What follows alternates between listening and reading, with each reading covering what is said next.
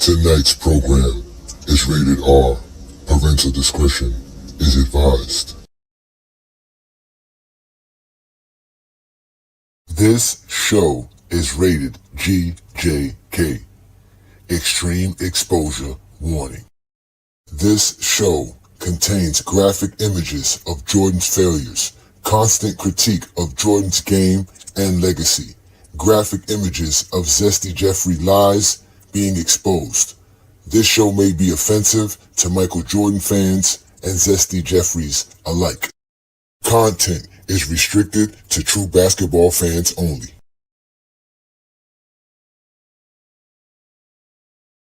Welcome to GOAT James Kingdom, where basketball lives forever. Here in GOAT James Kingdom, we attack the GOAT debate head on, where we challenge all Michael Jordan fans and all LeBron detractors to who is the GOAT of basketball. You can catch us every Sunday noon Eastern Time, right here on the GOAT James Kingdom channel, for the GOAT James Kingdom show with B. Lee and A. Johnny. Also, we go live Friday nights with the Friday Night Exposure with the Exposer, where you catch special shows and content as a GOAT James Kingdom follower and subscriber. Also, check out the GOAT James Kingdom membership, where you can get exclusive content.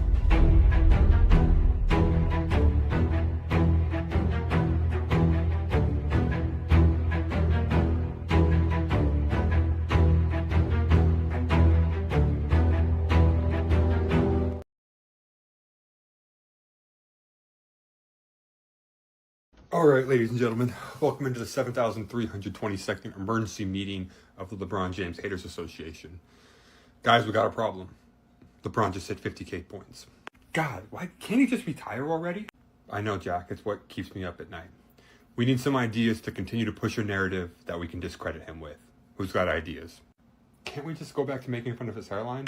Damn it, Andrew, we've been down that well before. We know it's just going to grow back. That thing is like a cat, it's got 9 lives. Some doctor in Turkey is so rich right now. Come on, people, think. Phil, you're great with these things. What do you got? Can't we just keep pushing the 4 and 6 narrative? 4 and 6 is always good, but people are starting to realize that he was only favored to win 3 out of 10 of the finals he was in, while Jordan was favored to win 6 out of all 6. People that are educated are starting to figure it out, but obviously that still works with dumb people. Aren't dumb people our bread and butter? Yes, of course, but there's more converts. I need something else. What about flopping? What about whining? Always good, always good. We'll continue to try and scrub the internet of videos of Michael Jordan flopping and whining as well. There are videos out there like that? Not if we can help it, for God's sakes. Wait, I've got it. Yes, please, give me something. We doubled down. What? Are you crazy? We will just be louder than the LeBron James supporters. We will be angrier. We will be meaner. And we will continue to push the narratives, even though they can be disproven. Yes, I love it. Patent it. Put it together, ship it out, get it out on social media. And as always, let's continue to pray that he never wins another ring. This we ask in Jordan's name. Amen. Man, Stephen A. got on TV and said, hey, LeBron said his son is great. I said he a bad dad. Now he acting like I said he a bad dad. Where was you when Kobe Bryant died? I ain't seen him. You know what I mean? When D-Wade got his statue, where was you? I know your son had to do his hard thing, but you can't be in 2 places at once. You the GOAT, right? You the GOAT, right? I ain't saying I'd have fought him. I'm just saying I'd have fought him. That's what I'm saying. You know what I mean? And besides his friends, he ain't got no friends. So really, do he got friends?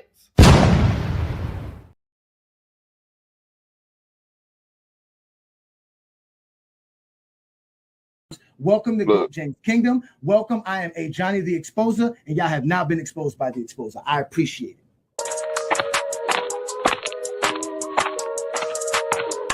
And enjoy. I am called A. Johnny the Exposer. You guys are being exposed today. Your opinion, I guess. Move on from it. It was the 90s. That's it, bro. Move on from that. You don't know history. You don't know basketball. You just told me I'm stupid. But look how stupid you look because you don't know I know all this basketball. You don't know history. You don't know jamming. You don't know schematics. You don't know coaching. You don't know scouting. You don't know drafting. You don't know nothing from that Michael Jordan's great because the media said you that, so told you to say that. I know about this report, and you are officially being exposed by the exposer, and you're going to sit there like a man and take this just like Buddy did 2 weeks ago. Let's get ready to rumble. Hey, get your numbers out. I had to get my numbers out.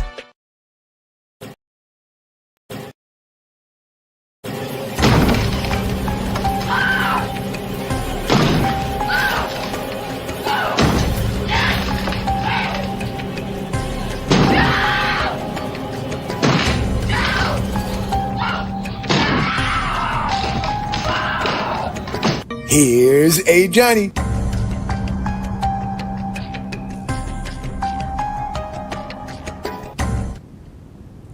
Peace and blessings, y'all. Welcome to another Friday Night Exposure with The Exposer. I'm your host, A. Johnny The Exposer, one half of the GOAT James Kingdom channel. Y'all know what to do. Hit that like button, hit that subscribe button if you're not a subscriber to the channel already, and also check out the GOAT James Kingdom membership. As you guys continue to see, we're going to grow our channel, and we're going to continue to give you guys great content, likes, live streams every Friday night right here with your boy, A. Johnny.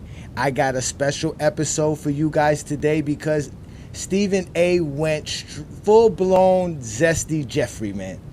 This man went full-blown Zesty Jeffrey. I don't know what to say. This is great for LeBron fans. Even with last night's blunder and LeBron James coughing up a horrible game yesterday versus the Chicago Bulls, we're still here laughing and enjoying life because we know the Lakers are still title contenders and the Zesty Jeffreys are in shambles.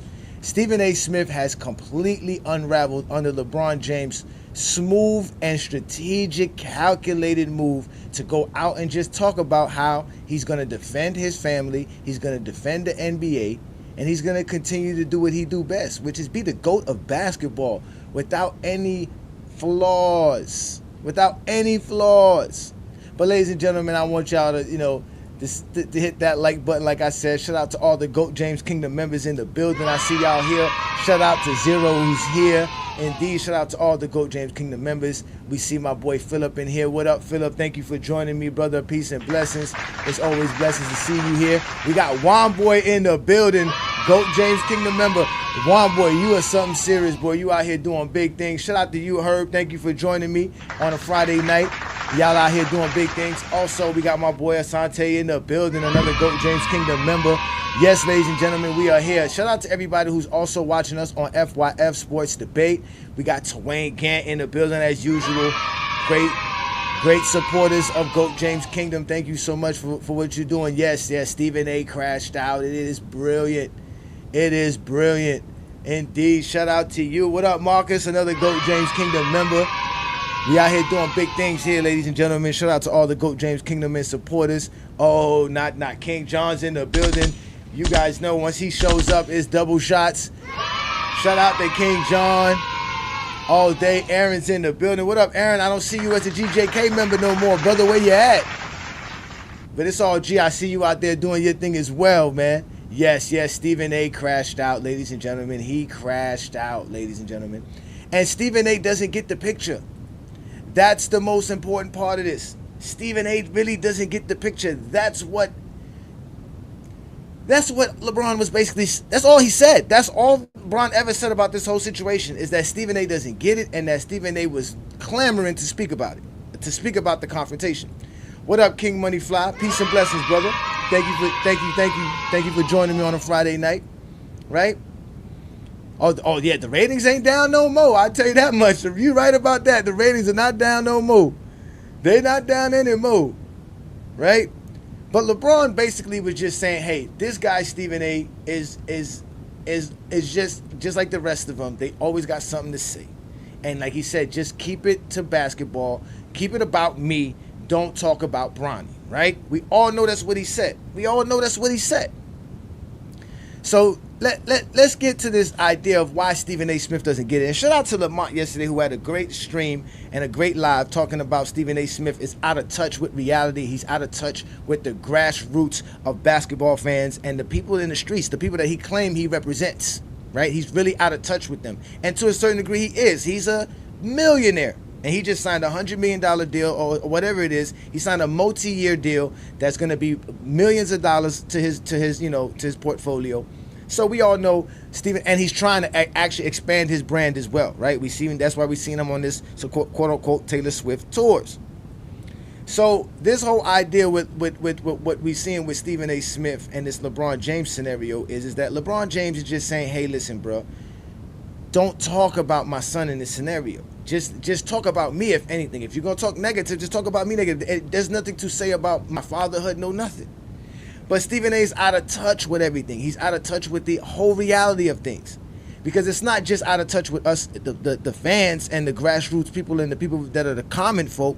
He's also out of touch with the players. And I've heard players say a lot of things about Stephen A. Smith. And this was something that I thought that resonated well, because the gentleman Joshua, who's on Gil's Arenas show, said this about Stephen A. Smith. And I mean, you see the way Stephen A. was crashing out today on First Take, making up a bunch of shit. Said LeBron wasn't at Kobe's memorial in the first hour of the show, and then came back and retracted it. Said he knew he was there, but it's just it's for me, like, obviously you guys as Hooper, us like me more on the media side. Obviously, I played in college, but never played in the league. I've always had a problem with those type of people kind of talking about the shit that you guys did for a living, made millions of dollars doing, and just now becoming the stars, and tonally how they kind of move around this industry like they're running shit, really moving around like Pac, if we're just keeping it real. It's good to see somebody like LeBron, obviously in the GOAT conversation, wherever you have him, he's my number one, but wherever y'all got him is irrelevant. But see somebody, a superstar at that level, step out, be candid, cursing, doing, speaking in his normal tone, and just let him have it. It's like shit. Like, Stephen A.'s been kind of on this bullshit for a while now. I came on our show talking tough, obviously dropped the clip saying he would have swung on him if Brown would have did something, but said he knows Brown would have whipped his ass. So I'll give him full context. But either way, just the fact, mere fact, if he would have to do something, y'all would have swung on him. It's like, all right, my nigga, come on, man. Like, just stop it. Stop. It's okay. It's enough. Just take the L. Like, sometimes in life you just got to take an L. Facts. You can bounce back. Facts. We all take L's. How'd you feel about it? I love the fact that Bron was clapping back as an athlete. All right, so you heard what the man said. You heard what the man said. He basically stated like, yo, Stephen A. Smith done took his stardom and his celebrity to another level. And I've heard even Terrell Owens state the same thing, that he thinks he's a part of the players. He thinks he's a part of that fraternity of athletes, and he's not. He's a journalist. His job, yes, is to talk about what's going on in the sport and to report on whatever sport that he's actually the reporter of. But his job isn't to sit here and put an actual gatekeeping, or to be a gatekeeper to players, to let them know like, yo, you got to either dictate, like they dictate and bully players to being like, yo, if you're not my friend, if you're not cool with me, then I can go into the media and bash you and do whatever I want because I'm a star. I got to say so. I got clout that you can't stop. And the players in their mind is like, yo, bro, you really don't got that clout. You're not around us. You don't really know what we do on a day-to-day basis. Whoever's telling you this stuff and running to you behind our backs, that's between you and them. But you ain't like that. Like, you're not one of us. And you running around here talking about us recklessly all the time, bro. You just reckless with the mouth. And we all know Stephen A. Smith is. And again, it's fine. It's fine. Shout out to you, Zero. You say, hey, Johnny, please shout out my guy, HM3 Channel. He's a good brother, a Braun fan. He cooks these Zesty Jeffreys. Well, shout out to you. Peace and blessings. HM3 Channel. Y'all make sure to go subscribe to that channel. We'll go definitely check it out. Appreciate that, Zero. But again, Stephen A. Smith, man, he just went full-blown Zesty Jeffrey. He did. He just went full-out Zesty Jeffrey for no reason at all. And I can't say it's not for no reason at all. We all know why, because it's true. LeBron punked him on national television, and he's still trying to redeem himself from that moment, because he wasn't expecting LeBron to ever come and check him. Not in private, nowhere. He never thought he would ever have this one-on-one. He wants it on his own terms. He didn't want it to be on how LeBron. He never thought LeBron would come step up to him. And LeBron did. And since then, he has just been fumbling the bag. He started off good. He should have kept it as it was. Remember, he said LeBron came to me as a father, not as a player. Remember this when I'm telling y'all this. He said this. He said that LeBron came to me as a father. That was his first initial addressing everything, right? That was his first address to all of this. But we have to understand what a Zesty Jeffrey is, because you guys always hear me say this, but it's not about what a Zesty Jeffrey is. It's about what's the characteristics of a Zesty Jeffrey. That way, when you're in a discussion with one, you'll be able to determine, damn, I'm talking to a damn Zesty Jeffrey here. This individual does not understand it. They don't understand it. They don't have a comprehension. Like Lamont said, they just don't understand it. They're really in their own world, in their own zone. Their perfect idea of why they love Michael Jordan and Kobe Bryant is individualistic. It's about I. It's about me. Win, win, win, win at all costs. Whether I'm right or wrong, I need to win this battle. I need to win this debate with you. That's how you know you're dealing with a Zesty Jeffrey. They love to argue without really having any facts or any real things to stand on. Right? And the number one thing, right, that we're going to start off with, the number one characteristic is that they make it personal, because it is about them. It is about how they feel and what's going on in their life. And to just get you guys to understand this, let's let Stephen A break down his grievance and why he's upset with LeBron James. So LeBron James decides who really outside of his crew doesn't really have any friends in the media. Suddenly he's going to be in Indianapolis, driving into the country and going. You see that? Off the top, he takes shots. He says LeBron James, besides his circle or his friends, doesn't have friends. Off the top, that's the first thing he said. Let's talk about LeBron James. Basically saying that LeBron James, nobody cares about LeBron James. LeBron James don't even have friends. Off the top, he made it personal. He starts talking, again, they make it personal. Do a show that comes on immediately after First Take. Clearly, they were looking at it and they used the upcoming Mind Your Game podcast with Steve Nash to disguise what his real agenda was, which was to address me. Because he continues to lie to the world about what I said and who I was pointing the finger at. To regurgitate an obvious point, when I talked about Bronny James early in the season and I highlighted the fact that at that particular moment in time he simply was not ready, I was calling out LeBron James. LeBron James never addresses that with anybody, and for some reason no one ever asked him about that. Wasn't it you who said? Okay, ask LeBron James about what? You said that he came to you as a father. What is there to ask LeBron James about? And then you say no one asked him about that. They asked him what happened. The only person he talked to was McAfee. LeBron James hasn't stated nothing in public or actually officially about this. He hasn't said nothing. We got the little clip of him talking to Richard Jefferson on the sideline before a game, but we don't have nothing else. We don't have LeBron saying anything else about this. The first time LeBron said anything was just the other day when he was on the Pat McAfee show, and he's just like, yo, they asked him about it. He said, yo, this dude's on a tour about this. He's dying, he's clamoring, he's loving this. All I'm saying is, bro, keep it about the game. Don't talk about me. Don't make it so personal. Don't talk about my family. And here it is. You're admitting you're talking about his family. You're talking about his fatherhood. That's family. You're talking about his family. That Bronny James was better than some players in the NBA right now before he was even drafted? Wasn't it you who said, if you want me, draft my son? Because LeBron James never said that. It was clear as day. They told everybody that if you draft Bronny James, there was no guarantee LeBron James was going to come sign with your team. That was stated during the offseason last year. Again, he lied throughout this whole thing. Lying is what they have to do best. They love to lie. You wanted to play with your son for 1 year. Wasn't it you who literally circumvented meritocracy within the National Basketball Association and got the entire media world in the NBA and, of course, the Lakers organization to buy in on that? LeBron James did all of that. That is the person I was talking about as a father, not the father in Brentwood or Bel Air or wherever. Does it matter? You still talk about him personally. You said as a father, you're making shit up. On top of all, you're just making shit up. Oh, they love making shit up because, again, it's personal. It's about me. They gotta make themselves feel better first, and they also gotta make you look bad and feel bad on top of it. Else he has homes. I'm talking about the father that shows up at Crypto.com arena. Last time I checked, Bronny James is a professional basketball player. LeBron James went on national television yesterday and lied. He said that I have no problem with you talking about the game. What did I say about Bronny James other than at the time he wasn't ready? That was it. I said nothing else. So if that's the issue. Exactly. You said nothing about the game. You're not talking about LeBron James' game. You're not talking about nothing.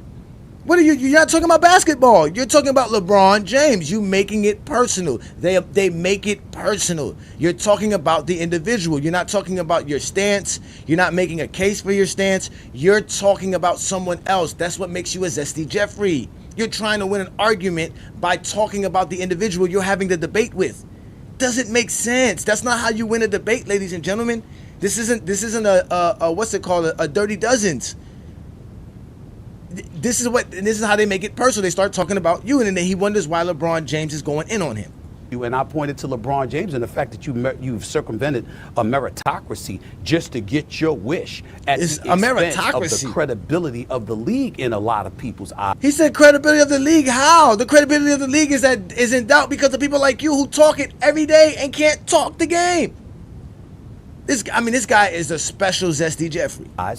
That's talking about you. See? That's not talking about your son. See, look, he said, I'm talking about you. Like LeBron said, you're making this personal and you're using my son to do it. That's what LeBron told him. Yo, keep my son out of this. I already know you don't like me. I already know you're going to say bad things about me, but don't use my son to do it. Keep him out of it. Just keep it like how you've been doing all these years. Don't bring my son into this. Don't bring my family into this. Don't bring my fatherhood into this. And he told you that to your face, like you said that every player should do when you're there in the sideline when they catch you and they see you on site. That's what he did. That's what he did. But these Zesty Jeffreys, they make it personal. And the reason they make it personal is because they're crazy. They're narcissistic. Just like Ashanti said, they're narcissistic. They're narcissistic. There's something wrong with them. There's really something wrong with them. So for the 5 characteristics of a Zesty Jeffrey, the number one thing is that they make it personal. They make it about you and them. It's a personal stake for them. This is a personal battle for them. This is a real life battle for them. They love to do this. This is what they do, so they make it personal. The number 2 thing that they do, they're revisionists. Because they never really saw Michael Jordan's career, they never really watched the 80s and the 90s, they can tell us lies and give you revisionist things. Then turn around and tell you that you're the liar for telling the truth. That's how they do it. Again, you think I'm lying? Y'all always say I'm bullshitting. Let's let Stephen A. continue to show you how zesty he was the other day in his crash out. Because this is where his revisionist part of his characteristic shows out as a Zesty Jeffrey. Lying when he says that I attacked his son. When he came up to me courtside at the Lakers-Knicks game, he was lying then. He threw me off guard because he said, you can't be pooping on my son because we over FCC Airways. You can't be doing that. I didn't know what he was talking about, so it threw me off. Had he came up to me and said, what? How did it throw you off? The next day you went on national television and told everybody LeBron stepped to you as a father, not as a player. And you understood him stepping up to you as a father. So how are you confused about all of this? This is revisionist history. This is something he just did 2 weeks ago. He doesn't even remember that. He talked about LeBron James not showing up at Kobe Bryant's a memorial service, and LeBron was there. He had to retract that statement, right? Then he had the nerve to say that he never brought up, right? Because he was trying to explain how he never really hates on LeBron. He said he never brought up how LeBron James was not at Dwayne Wade's Hall of Fame ceremony, and there's a video clip of him mentioning it at the time. They're revisionists. They don't remember what they said yesterday. That's why it's so funny that they always tell us that they remember what they saw in 1993. They don't even remember what they ate for lunch yesterday, but now I got to hear a diatribe of what you saw in 1996. They're revisionists in history. He's lying. He's telling us LeBron's lying about what, and that they love to do that. They love to tell you what you said and what you didn't say. They're revisionists. LeBron James never said anything about Bronny James other than keeping my son out of this and keep the GOAT debate between you and I and Jordan. How that's it. Just keep going. But he can't do that. But they're revisionists. They don't even remember what they said. They don't even remember what the argument is. They create an argument for you and they have another separate argument for something else. I'm telling you, this is as zesty as it gets. What the hell are you doing talking about me as a father? I would say it's because of what you were doing with your son on the basketball court for public consumption. That's fair game. His son plays for the Los Angeles Lakers. Okay, his son plays for the Los Angeles Lakers. That's not public consumption about the fatherhood. That's not public consumption. What are you talking about? If you truly wanted to do your job as a journalist, which you should say, instead of saying, LeBron James, I plead to you as a father, LeBron James, I plead to you as a basketball player. Separate yourself as the father of this basketball player that we're watching. How do you grade what this young man is doing on your roster, on your team on a day-to-day basis? Can you honestly look at us outside of being a father and tell us that that Bronny James is growing as a player, right? He can't, but they can't do that. Because again, they got to make it personal. It's about them. It's about how they can be right. So he has to be right. And then you guys wonder why I call them Zesties, because this is what they do. They're revisionists. The man legitimately said LeBron James lied and never said it was about his fatherhood. He made it about his son and me playing, and then come to find out he's trying to make it about his fatherhood when, like you said, the day after that it was LeBron James coming to you as a father. So that's how they do things. They're revisionists.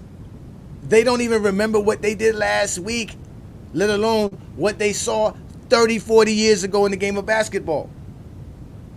Stephen A. Smith is clearly showing us all the characteristics of what a Zesty Jeffrey is. So we going down the line. We got number one, they make it personal. Everything about the conversation with them will be a personal conversation. It will be about you and them. They will talk about you more than anything else. They're revisionists. They won't remember what they said within the same conversation, let alone what they did last week, what they did 30 years ago, nothing. They can't remember anything because they live in the moment. Everything's about the moment with them. They want to be in the moment. And the reason why you see Stephen A. Smith doing all of this as well is because the number three reason, or the number three characteristic of a Zesty Jeffrey is that they seek validation from others. They love to be right and point out and show how many other people agree with them and how many other people says what they says. That's why they love it. They love it. They love it. We all know all the Zesty Jeffrey channels do it. All they do is show you clips and highlights of what somebody supposedly said, so that they can be validated. We heard Rashad McCants specifically tell Stephen A., you need to go out here and say something about Bronny James because we all need you to say it for us. Those are all facts, ladies and gentlemen. This is not me making stuff up. I got videos of it. In fact, that's why we've been going viral ever since I did that video of Rashad McCants. Everybody's been wondering who's GOAT James Kingdom, who's A. Johnny, what's going on. And now all of a sudden, you guys are seeing it. So they seek validation. Remember, we had Rashad McCants telling Stephen A. Smith, oh, you need to talk about Bronny James. Let's let Stephen A. Smith explain to you why he's doing what he's doing and why he's going on this diatribe and embarrassing himself on national television by lying and fabricating stuff and creating this crazy beef between him and LeBron that he's been dying to have for the longest, just like LeBron said. So let's let Stephen A. Smith explain to you the number three reasons and the number three characteristic that he has of it as a Zesty Jeffrey is how they seek validation from others. Watch what he says here. Call it how I see it, because I have an audience to answer to. Oh, you have an audience to answer to. You heard that. I have an audience to answer to. He understands his responsibility as the leader of the Zesty Jeffrey Coalition. These players, I don't get paid to talk to you. I get paid to talk about you. But I am happy to talk to you anytime you want to. I offered LeBron James that opportunity in his camp years ago. They passed. I said, I'll come. He said, talk to you? Like, who are you to feel like they need to come talk to? That's what they're trying to explain to you, bro. We have our lives. We are athletes, bro. We worked hard to be in our position. You are nobody to come try to validate us. Why does LeBron James have to have a sit down with you? You're asking for a debate? That's what you want to do. You wanted to debate LeBron James, and you're mad that LeBron James did not want to have a sit down with you. Watch how he says he's going to want it to be live so that people can see it. They want validation. Come wherever you want me to come. You don't have to come on my platform. I'll come on yours. He passed. I said I don't want any editing. I want the audience. I want America. I want the world to hear it live, authentic, and in living color. I need to be validated. I can say that to him right now. Ain't nobody hiding. But And the bottom hiding. line is, I don't. Wait, ain't nobody hiding. But didn't you ask LeBron James to go to private to come confront you? Right? You're not hiding. You really to have this debate with LeBron James for the world to see, and confront him about all that you want to talk to him about, without no editing, without no structure, without no script. But you want LeBron James to come in the back and come holler at you real quick about Bronny James and about why you've been acting crazy on television and talking crazy on television. They need the validation. He said they need the world to see. He thinks the world got his back. He thinks the world got his back. Remember, he had to retract his statement. Then this what got him all upset. On top of that is that LeBron James and the players have been making fun of him. Remember, I got Josh saying what he was saying. The players have been making fun of Stephen A. Smith these last 72 hours or 48 hours. And they were all laughing at him when LeBron James posted that. So he's upset about that. He's going in on the players. And he wants the world to see it because he thinks he has the world to validate him. And all he keep doing is digging a grave for himself. I keep telling these guys, take your shovel and put it somewhere else because you can't keep digging his grave. We can't keep getting you out of your holes. Let's let him continue to explain why he needs validation from others. Anticipate he's going to take me up on that offer just for the same reason he came up to me courtside instead of meeting me in the back in the locker room so we could talk man to man. He doesn't want a rebuttal. He doesn't want any pushback. He just wants to say what he said like he did on courtside and then depart, but looks right up to the camera that's behind us that I never saw, who was filming it all along. The man orchestrates stuff. The man will smile in your face, and he's got something behind his back, ready to stab you in it. It's who he has been. See what I'm saying? That's what I'm saying. Look, it's like the man is wild. The man is legitimately wild. Now you're mad that supposedly if LeBron James did orchestrate this whole thing, right, for that video to be leaked, you're mad that now LeBron made it public, that he made the conversation between you and him public, without it being scripted for you to understand how it was. It was just LeBron James coming to you, checking you, and like Lamont said, we all could check body language, bro. You was not gonna say nothing or do nothing. That you did exactly what you were supposed to do. Nod your head and said, okay, bro, you right. You right. We all know that. Like, we all know this, bro. We all know the demeanor. We all grown men. You're 58 years old. You talking about slinging? Like, who's talking about fighting in their 50s, bro? You're supposed to be a grown man. Like, you're supposed to be professional. You're supposed to be the face of black excellence, and this is how you behaving?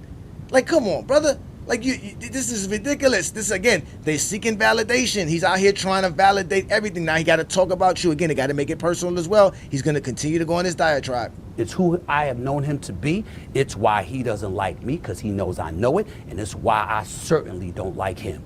But it's not going to stop me from being professional at all times. America, the world. I work for ESPN. Really, Stephen A. Really, Stephen A. That's what you're going to do. Again, ladies and gentlemen, they can't help themselves. I work for ESPN. I'm validated by others. I know who I am. I know what I represent. I got an audience that listens to me. And I'm going to do my job whether you like it or not, because I'm seeking validation. This is why I can act tough and act bullyish, because not only do I have the audience that listens and the platform and the network to do it, I also get paid a lot of money on top of it. So I got money. I can be at the functions. I can be in private spots with you fellas because I could afford it. This is, again, these are the 5 characteristics of a Zesty Jeffrey. This is what we're dealing with, because Stephen A. gone full Zesty Jeffrey on LeBron James. And they don't stop themselves, because see, all of this that we hear about them talking, again, we talked about how, again, number 1, they make it personal. Number 2, they're revisionists. They don't remember what they ate last night, and they're going to tell you about something that happened 30 years ago in their life. They're liars. They make shit up all the time. They seek validation from others. They're looking to be a group of them. That's why when you go on TikTok or any one of those other Zesty Jeffrey channels on YouTube, it's a group. They can't handle you one-on-one. They're definitely, that's one time they believe in the team concept, is when they want to come together to hate on LeBron James and LeBron James fans base. But the number 4 characteristic of a Zesty Jeffrey is that they have a sense of entitlement. They have a sense of entitlement. They feel like they have a right to say the things that they say. They feel like they have a right to talk about you the way they want to talk about you. They feel like that's what's going on. And now Stephen A. Smith is going to really come out his bag because, like I said, with all this going on, he's going to come out his bag. He's going to explain himself now even worse. He's going to explain exactly why LeBron James is the problem and why he's not the problem. That he's entitled to say the things that he say. He's going to come out and explain to you everything like I told y'all on Lamont's show. The true elephant is right here, ladies and gentlemen. In his feelings. I wonder why. This man is in his feelings. I wonder why.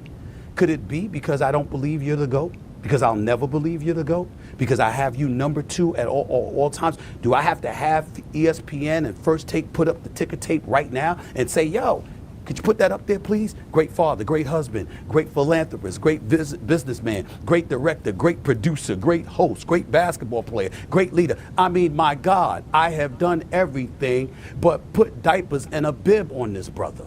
But what?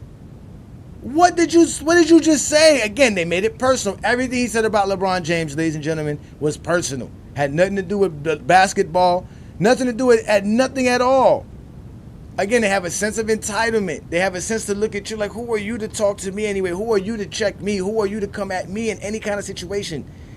They get emotional, and then they tell you you're emotional. Because, again, they have a stake in all of this.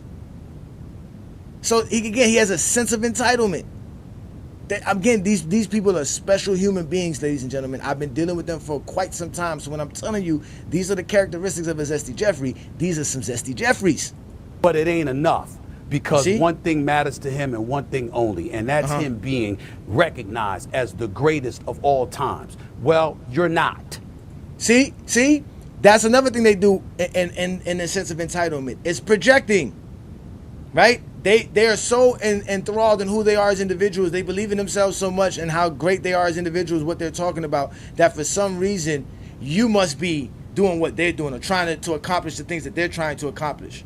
So in his mind, LeBron James and him is out here trying to prove that he's the GOAT. He wants everybody to say he's the GOAT. Just like I want you to say Michael Jordan's the GOAT. Stephen A. Smith is hilarious.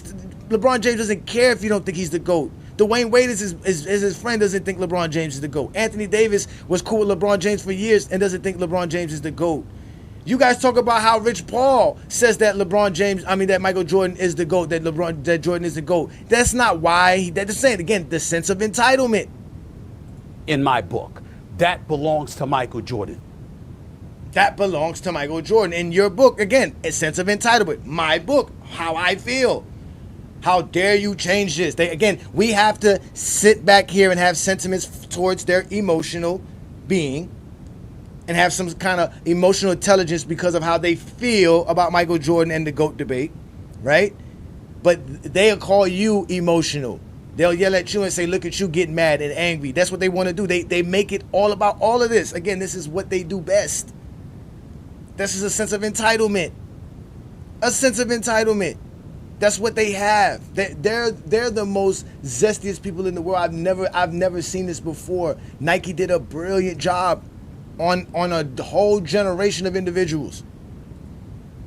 The 5 characteristics of a Zesty Jeffrey, because Stephen A. has gone full Zesty Jeffrey. He said that's it. He took everything off. He's ready for it. He got his 100 mil. He's ready for it. He wants it all. He wants all the smoke. And he's taking a beating on top of it. The number one characteristic of what he's been doing as a Zesty Jeffrey is he's been making this a personal thing between him and LeBron James. He claims he's trying to be professional. He claims that he's just trying to do his job. But no, you're not. You're just being a Zesty Jeffrey. They're revisionists. They don't remember what they said yesterday. They don't remember their lunch from yesterday. But they want to talk about stuff from 30 years ago. They're liars. All they do is lie. They seek validation from others. If they're getting cooked, they'll say, look at the comments. You're getting cooked in the comments. These guys look for validation. They look to tell you. They'll tell you the world. Jordan is the what is it? The I can't even think of the word right now. But Jordan is the undisputed GOAT. That's what it is. The undisputed GOAT. They lie. They seek validation. They think other people believe them. They think that they're the popular group because they have a sense of entitlement. They're narcissistic. They're everything that they blame LeBron James' character to be. That's who they are. That's what they do. They project things upon other people. And then to top it off, what they do with all of this, and the only reason they do all of this is for the number 5th reason and the number 5 reason, which is the last reason, but definitely not the least reason, is just so that they can glaze Michael Jordan. It's just that simple. All of this just to glaze Michael Jordan. They are completely, I'm telling you, Zesty Jeffreys are the worst. We got to get rid of them. I've been trying to tell y'all this for quite some time. They're disturbing. That you can't have fun talking basketball without Zesty Jeffreys doing some Zesty Jeffrey nonsense. They're good for it. That's what they do best, man. They're crazy. Let's let Stephen A. Smith, right, break down his glazedness for Michael Jordan. Let's count the ways. So we have a situation where we're looking at LeBron James breaking all these records, and we're conveniently forgetting that he's in his 22nd year. But Jordan did all of this pretty much in his first 13, although he had 15 years. He only came back for the final 2 years because he wanted to be an owner, and part of the stipulation with Abe Pollin, then the owner of the Washington franchise, was that he be a part of the team and play and generate revenue and interest, etc., so he could ultimately become an owner. It was really, Stephen A. Really? I've never heard anyone purchasing a sports franchise by actually playing the game of basketball. There is nothing that says a guy is going to become the owner of a team because he suits up and plays for the franchise and they sell tickets. That's nonsense. Michael Jordan got played, and that's why he got fired.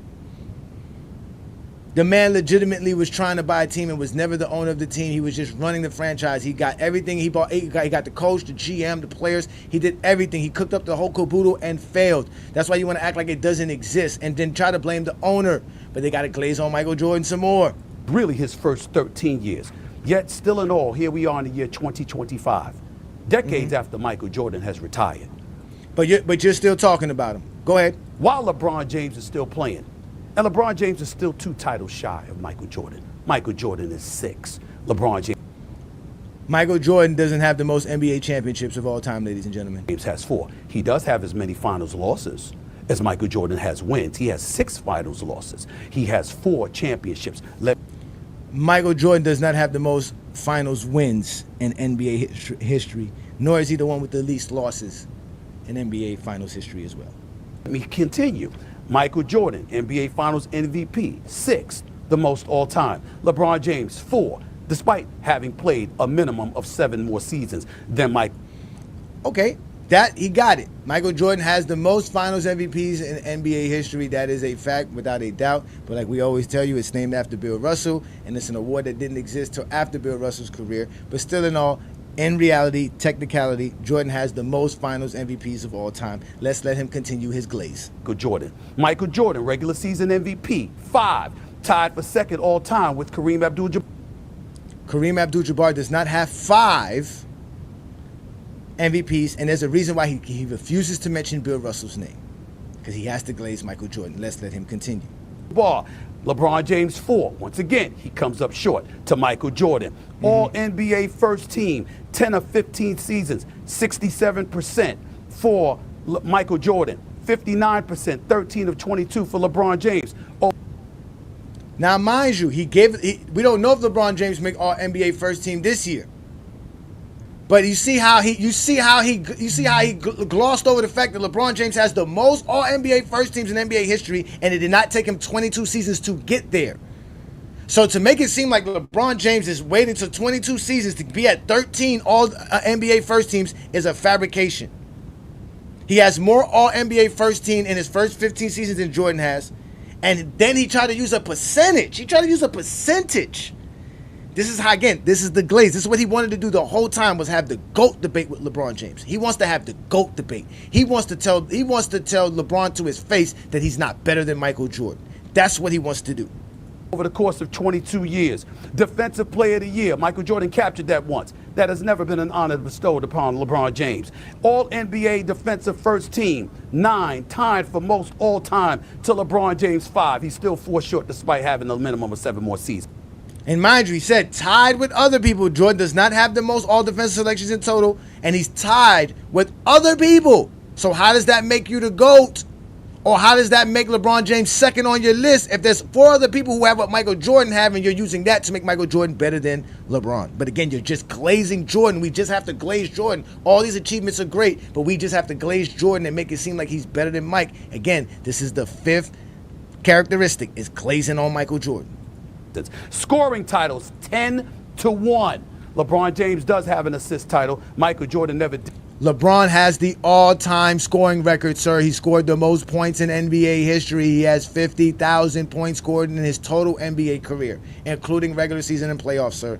Did that. Michael Jordan led the league in steals on 3 occasions. He's had 9 NBA record 9 game-winning buzzer beaters. LeBron, as of last night, has 8. So still in your 22nd season, you haven't caught up to Michael Jordan, okay? What I'm saying to you is that these are basketball things that I'm mentioning. Who got personal? LeBron. Basketball things that you're mentioning, yeah, you went to basketball when you wanted to glaze Michael Jordan. You didn't want to bring up all the stuff Michael Jordan did in his time and all the failures as a father then, and how he's an embarrassing father now. You don't want to talk about that. You don't want to make it personal when it comes to Michael. But when it comes to LeBron, oh, you make it personal for sure.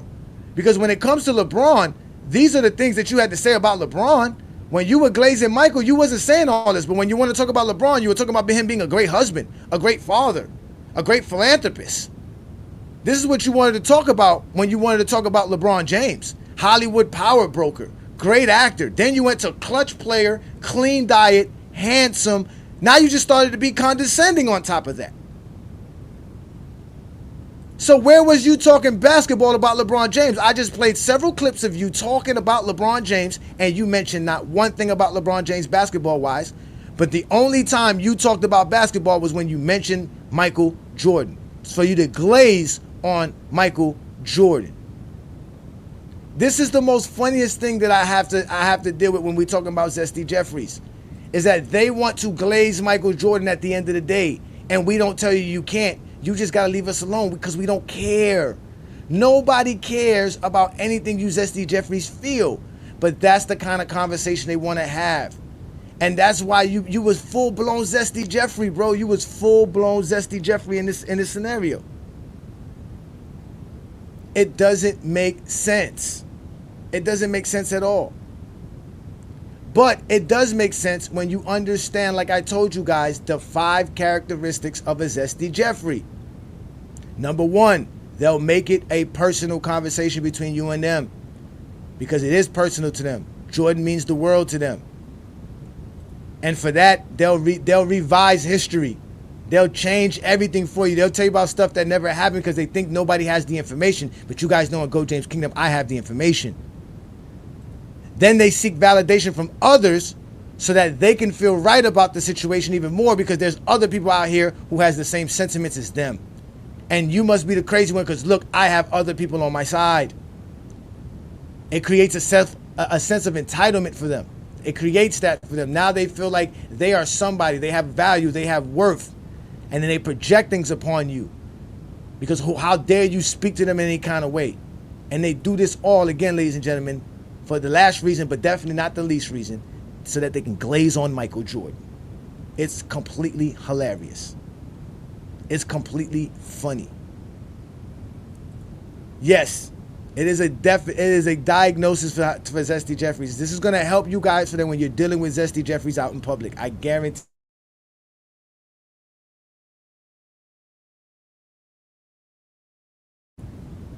They are the worst of the worst, ladies and gentlemen.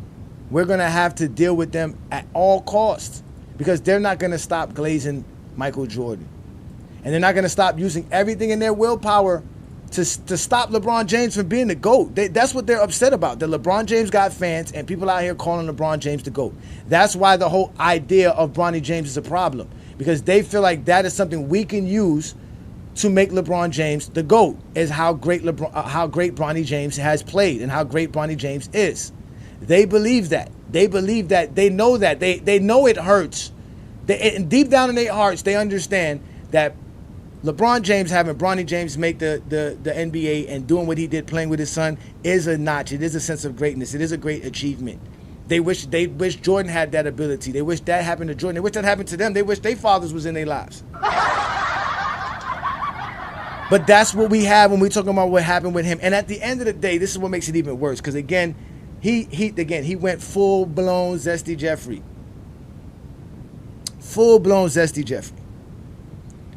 But let's go ahead and show you, again, this is what he wanted to do. This is all he wanted, was have this GOAT debate with LeBron James. And he goes in more about how Michael Jordan's so great compared to LeBron James. Now he's going to start talking basketball about LeBron James. But watch how he talks about LeBron James when he talks about LeBron James basketball-wise.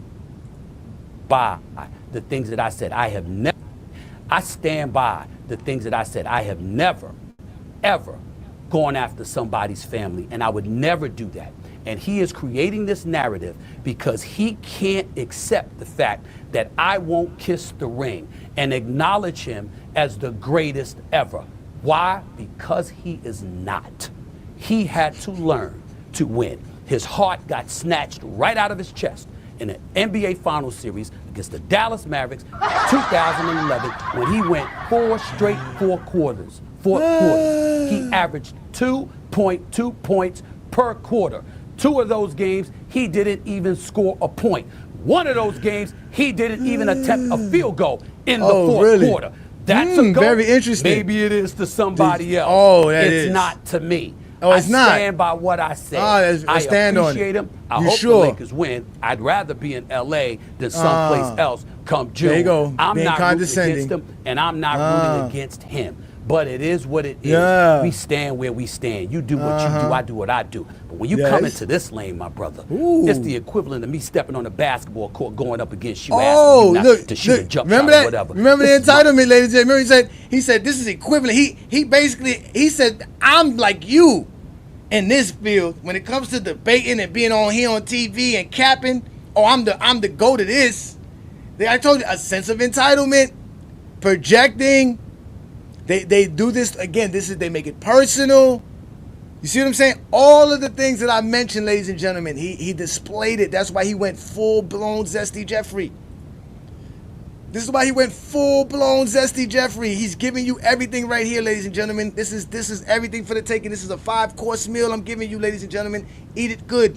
Because when I give you this dessert, oh, you're going to know why I call myself the Exposer. My lane, bro. And anytime you want to get down, we can get down. I have no problem debating. Really? I have no problem Debate showing me. up in front of an audience. I'll Come show up GJK. on this damn show. It doesn't matter. Come on. I have a right to believe that Michael Jordan You do. is Entitlement. See, sense of entitlement. I have a right to believe. the greatest ever. And You LeBron do have a right. James is number 2. I have the right Full-blown to feel that Zesty way Jeffrey. without You him do have a feeling right. like I called him everything but a child of Being a God. child and of then God. You accusing did. me and my You reputation did. and my character of Look, going see? after somebody else's You family. did. I don't do You that. did. You did. That's exactly what you did. You's a pure Zesty Jeffries. That's what you are, sir. You went full-blown Zesty Jeffries. Why? I don't know, because Michael Jordan's not the GOAT. And it's specifically when you stated you wanted to stand 10 toes down. You said, I stand on business and what they do best. Like I said, they make it. Again, we were breaking down the 5 characteristics of a Zesty Jeffrey. So that when you're out here in this world and you dealing with these Zesty Jeffries, you know exactly who you're dealing with. They'll make the conversation personal. You're not supposed to be talking about me or talking about you. We're supposed to be talking about whatever we're talking about, but they'll make it about you.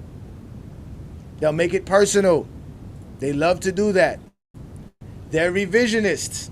They don't remember anything other than the fact how they felt, which is something you can't prove, nor do you yourself could ever really sense or feel, so that you can actually understand what they're talking about. They're not very good at articulating themselves. They have to make things up, so they're revisionists. Then they seek validation from others. They like to go out there into the world and spread their nonsense, and they throw out whatever could stick. And if one says a good lie, they run with it. They love it.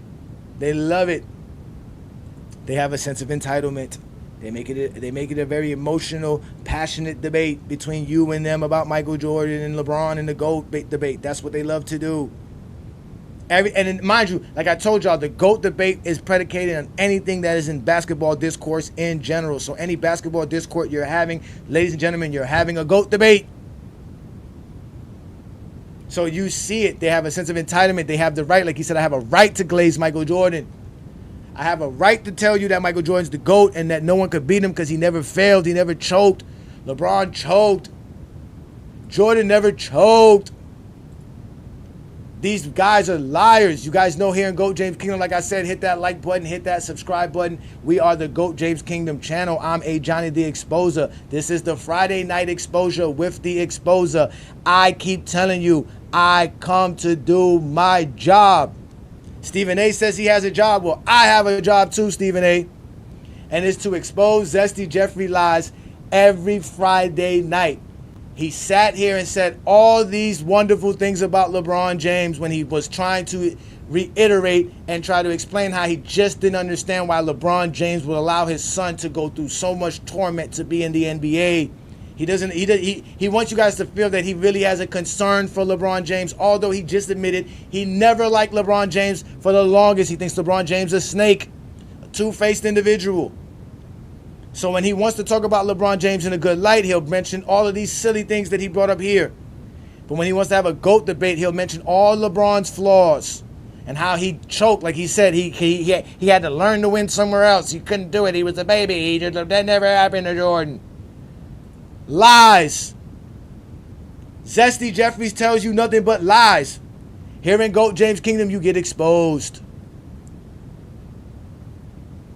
This is Michael. Remember, I exposed Michael Jordan in 1988. I told you in 1988 he choked versus a team with no all-NBA player, no all-defensive player on the roster, while Michael Jordan was the league MVP.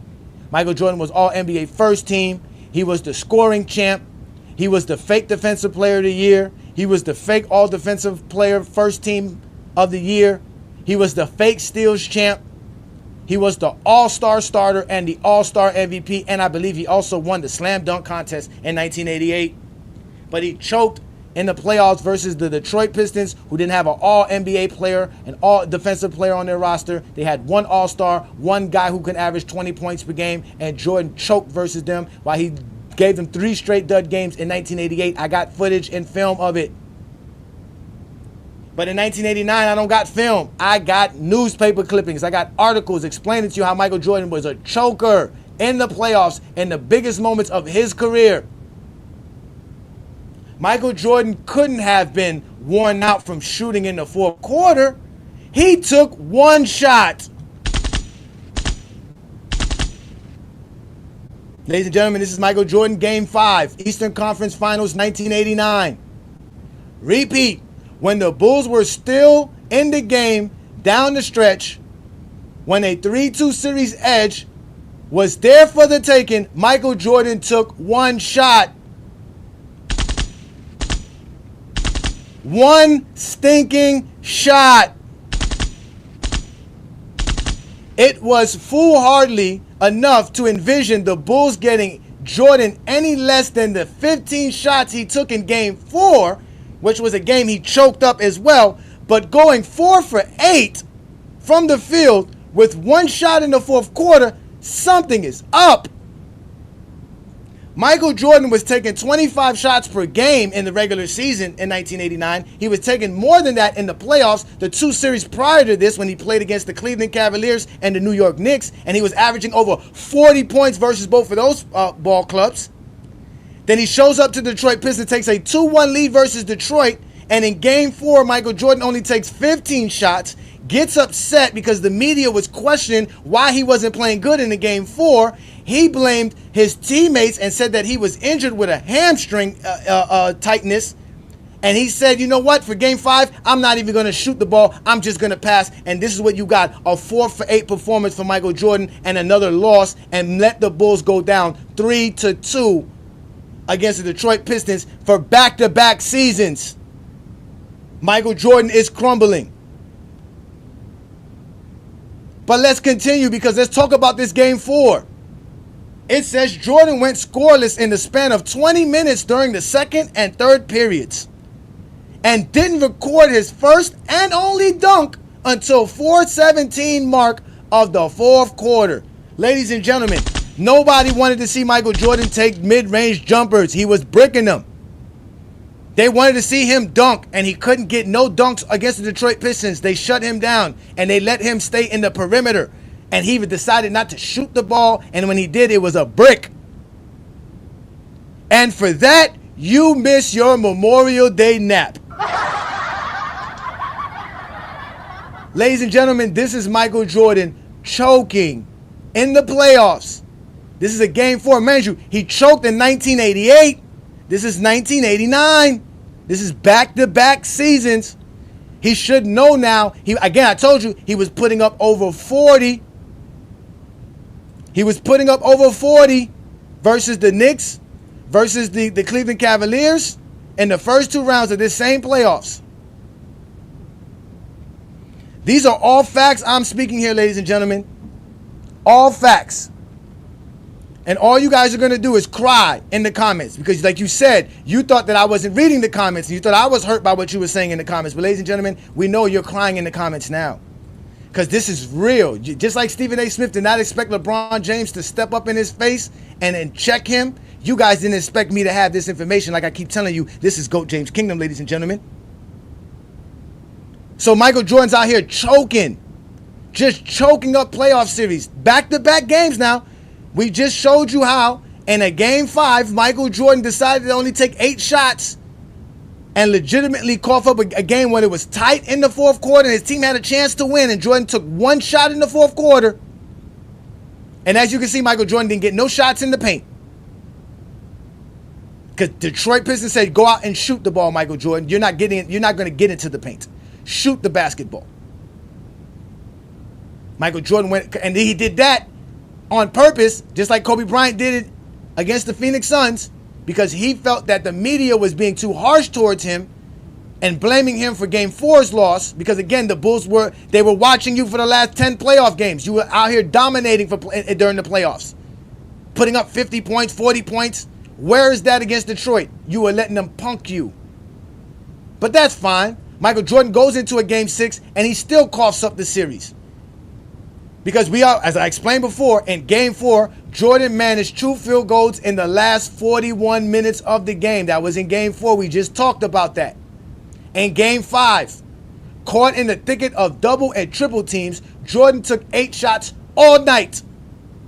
In Game 6, Jordan came out, hit 5 of his first 7 shots, but only 8 of his last 19. He scored a mere 2 points in the last 11 minutes and 11 seconds, while Isaiah Thomas poured in 17 points for the Detroit Pistons.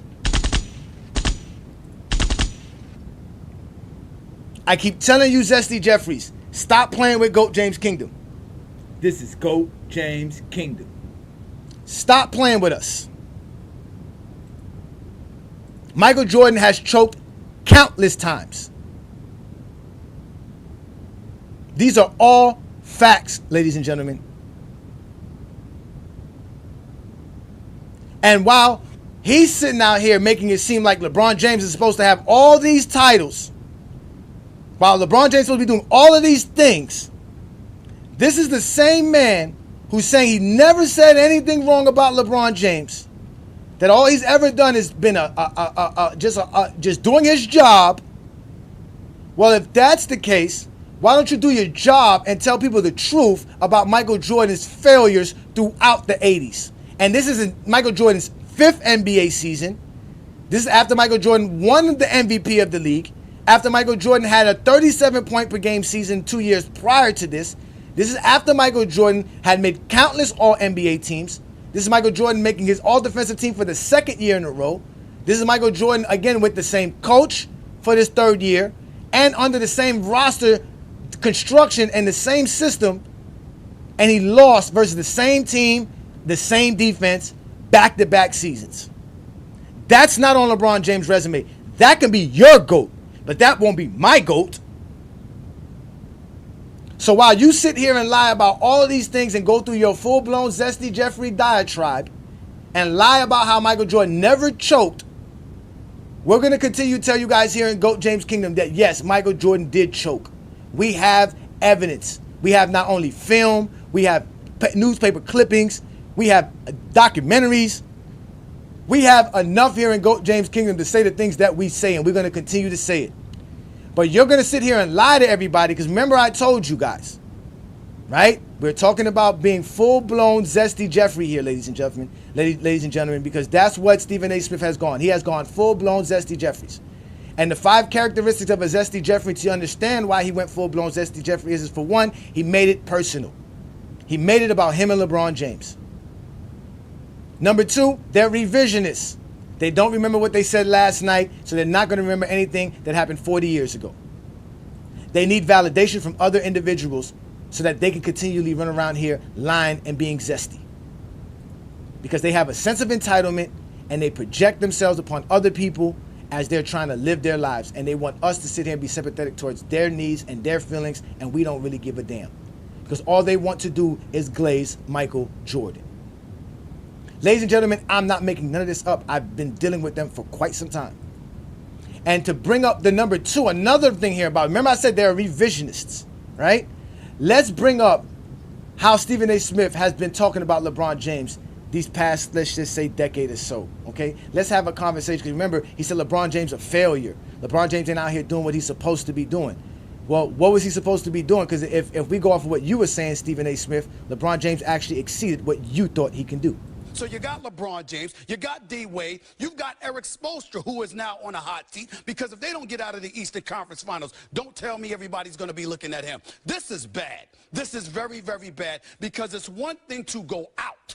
It's another thing entirely to go out the way they look like they're going to go out. I don't know about anybody else, but I'm not picking them to win Thursday night. I'm not doing it. OKC collectively as a unit is a better team than the Miami Heat, and I suspect they'll take Miami out in 6 games. Obviously, I'm going with the San Antonio Spurs because I'm not going to switch my pick. I picked them to win this series in 7 games. It's a game 7, and I'm going to roll with that. This time, my Spurs will make the championship plays down the stretch that will win them their 5th ring. They won game 1, 3, 5, 7. I think the Miami Heat has got to think about LeBron James has too much responsibility to direct this basketball team. They need totally Dwayne agree Wade. with you. Totally true. Chris Bosh needs to play better. Yeah. And do they have to add one more guy along the way that can help? Because if you're asking LeBron to do everything every night in every game, he's going to wear out. Michael Beasley. You heard that, ladies and gentlemen. You heard that. He agreed. This is the 2013 Miami Heat that Stephen A. Smith said LeBron James would need help with to win after LeBron James won the NBA championship the year before, and he doubted LeBron James versus the OKC Thunder. He doubted LeBron James versus the Boston Celtics. He doubted LeBron James versus the San Antonio Spurs. Now he was doubting LeBron James versus the actual Indiana Pacers. So where was LeBron James failing at if all of these times, so 2011 is the only time LeBron James was supposed to win when he wasn't supposed to win? If you didn't have LeBron James winning in 2012, how did you have LeBron James winning in 2011? If you didn't have LeBron James winning in 2013, how did you have LeBron James winning in 2011? If you didn't have LeBron James winning in 2014 after everything that he's done, after what you saw in 2012 when he did against Boston, how were you having him winning in 2011? This is what I keep telling you about these guys. They can't talk the game of basketball. That's why they don't like A. Johnny the Exposer, because all I do is expose all their Zesty Jeffrey lies.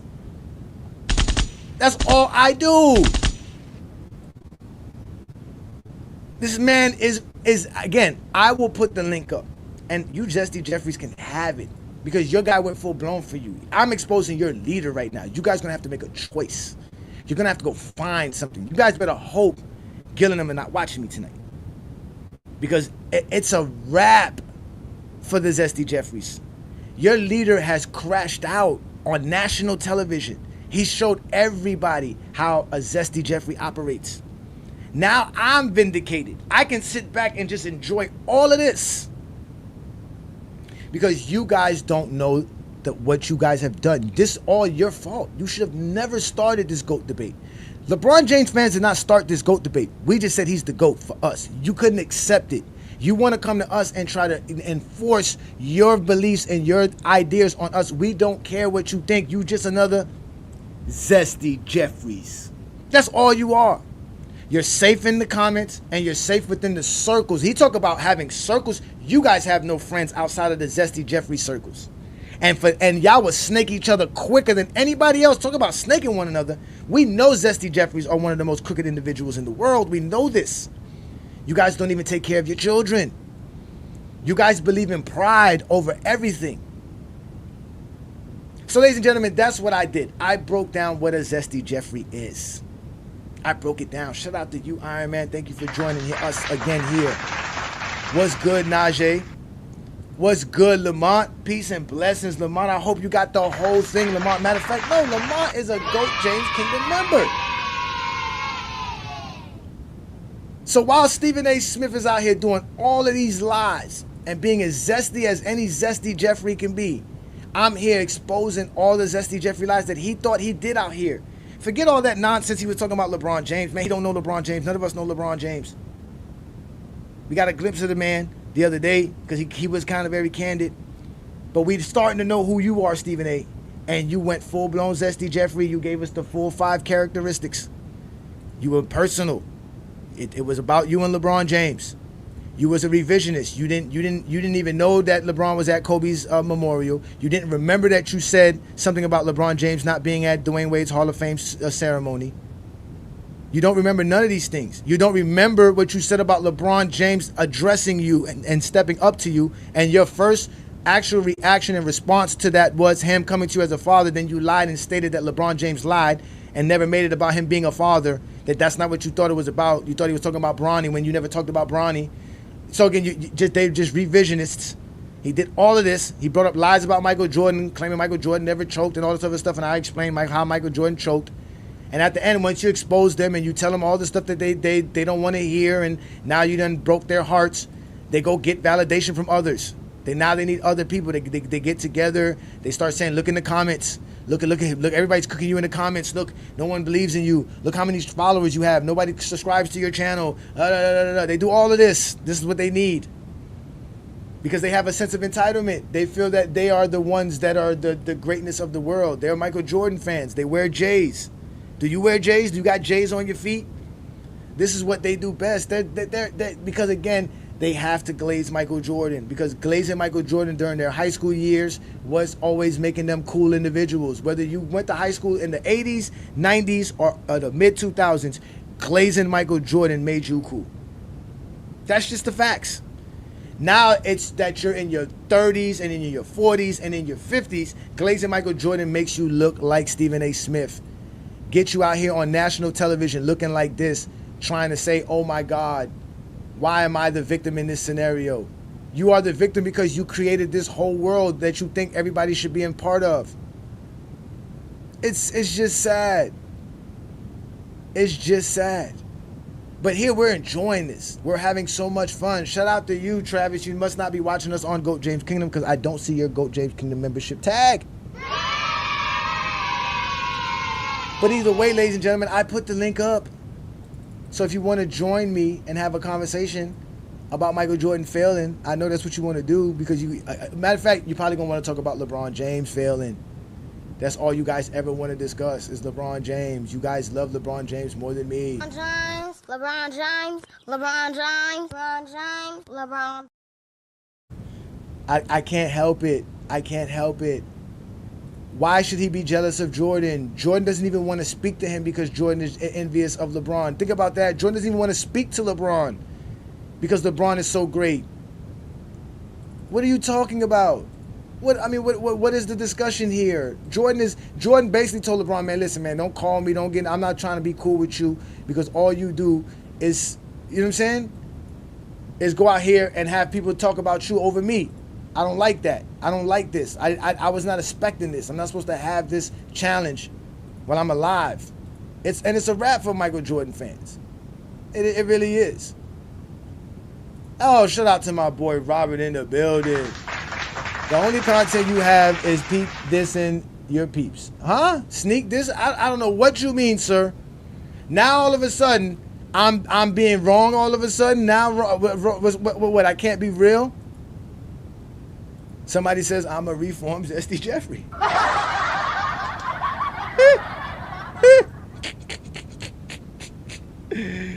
I see y'all in the comments all upset, but y'all can't be mad at me. It's not my fault that human beings were smart enough to write down their thoughts and their expressions, and we still have clippings of Michael Jordan out here choking in the playoffs. It's not my fault. It's not my fault. It's not my fault Michael Jordan went out here and said, I'm not going to shoot the basketball because I don't think my team is good enough to win with.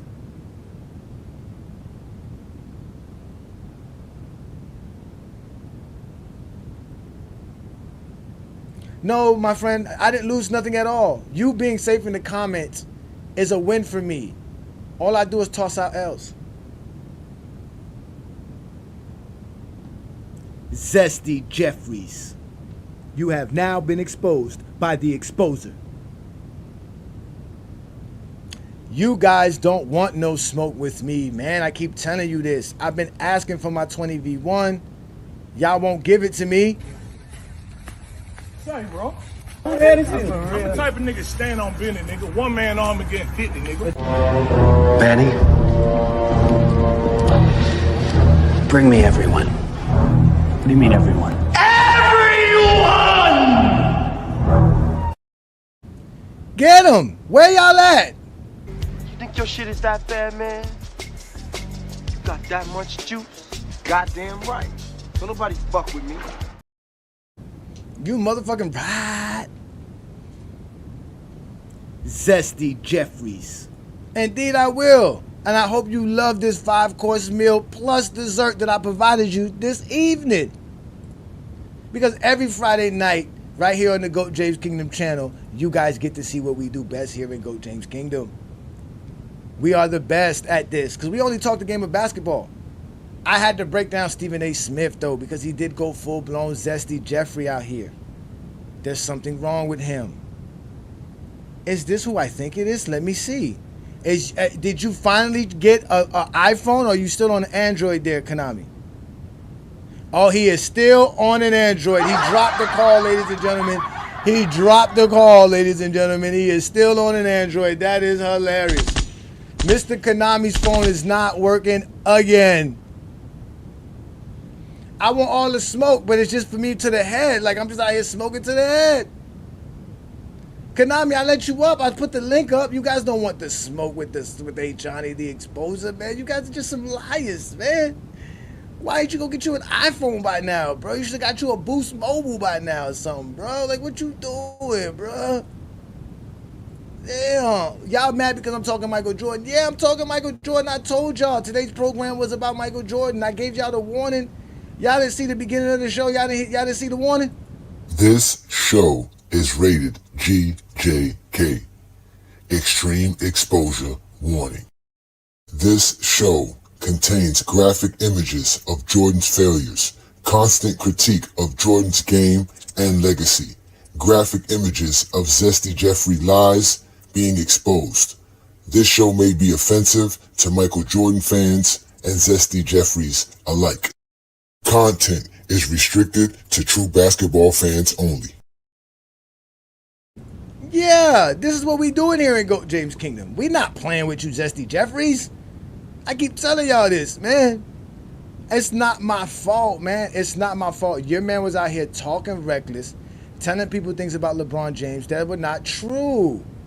He was out here lying on LeBron James and then had the nerve to tell people he don't like LeBron James. He never liked LeBron James. And I keep telling y'all, today is the day that we finally got to identify the characteristics that will help you not deal with these people, that you could avoid these people. Because it's a matter of fact that he isn't in our circle. So it's true what Lamont said. But in reality, if you think you are one of those dudes that can come up here and challenge me, I already told you I have the perfect place to put all you Zesty Jeffreys. And not only will you be nice and comfortable in this spot, there's going to be a lot of you there, so you'll be able to be validated with everybody else around you when you end up in Zesty Jeffrey Cemetery. Welcome to Zesty Jeffrey Cemetery, where we have identified, marked, and cataloged all Zesty Jeffreys for their final resting spot. No longer will you hear Zesty Jeffrey logic like 6-0 and the toughest era ever. This is where all of that ends, right here at Zesty Jeffrey Cemetery. Subscribe to the GOAT James Kingdom channel And also check out the GOAT James Kingdom membership.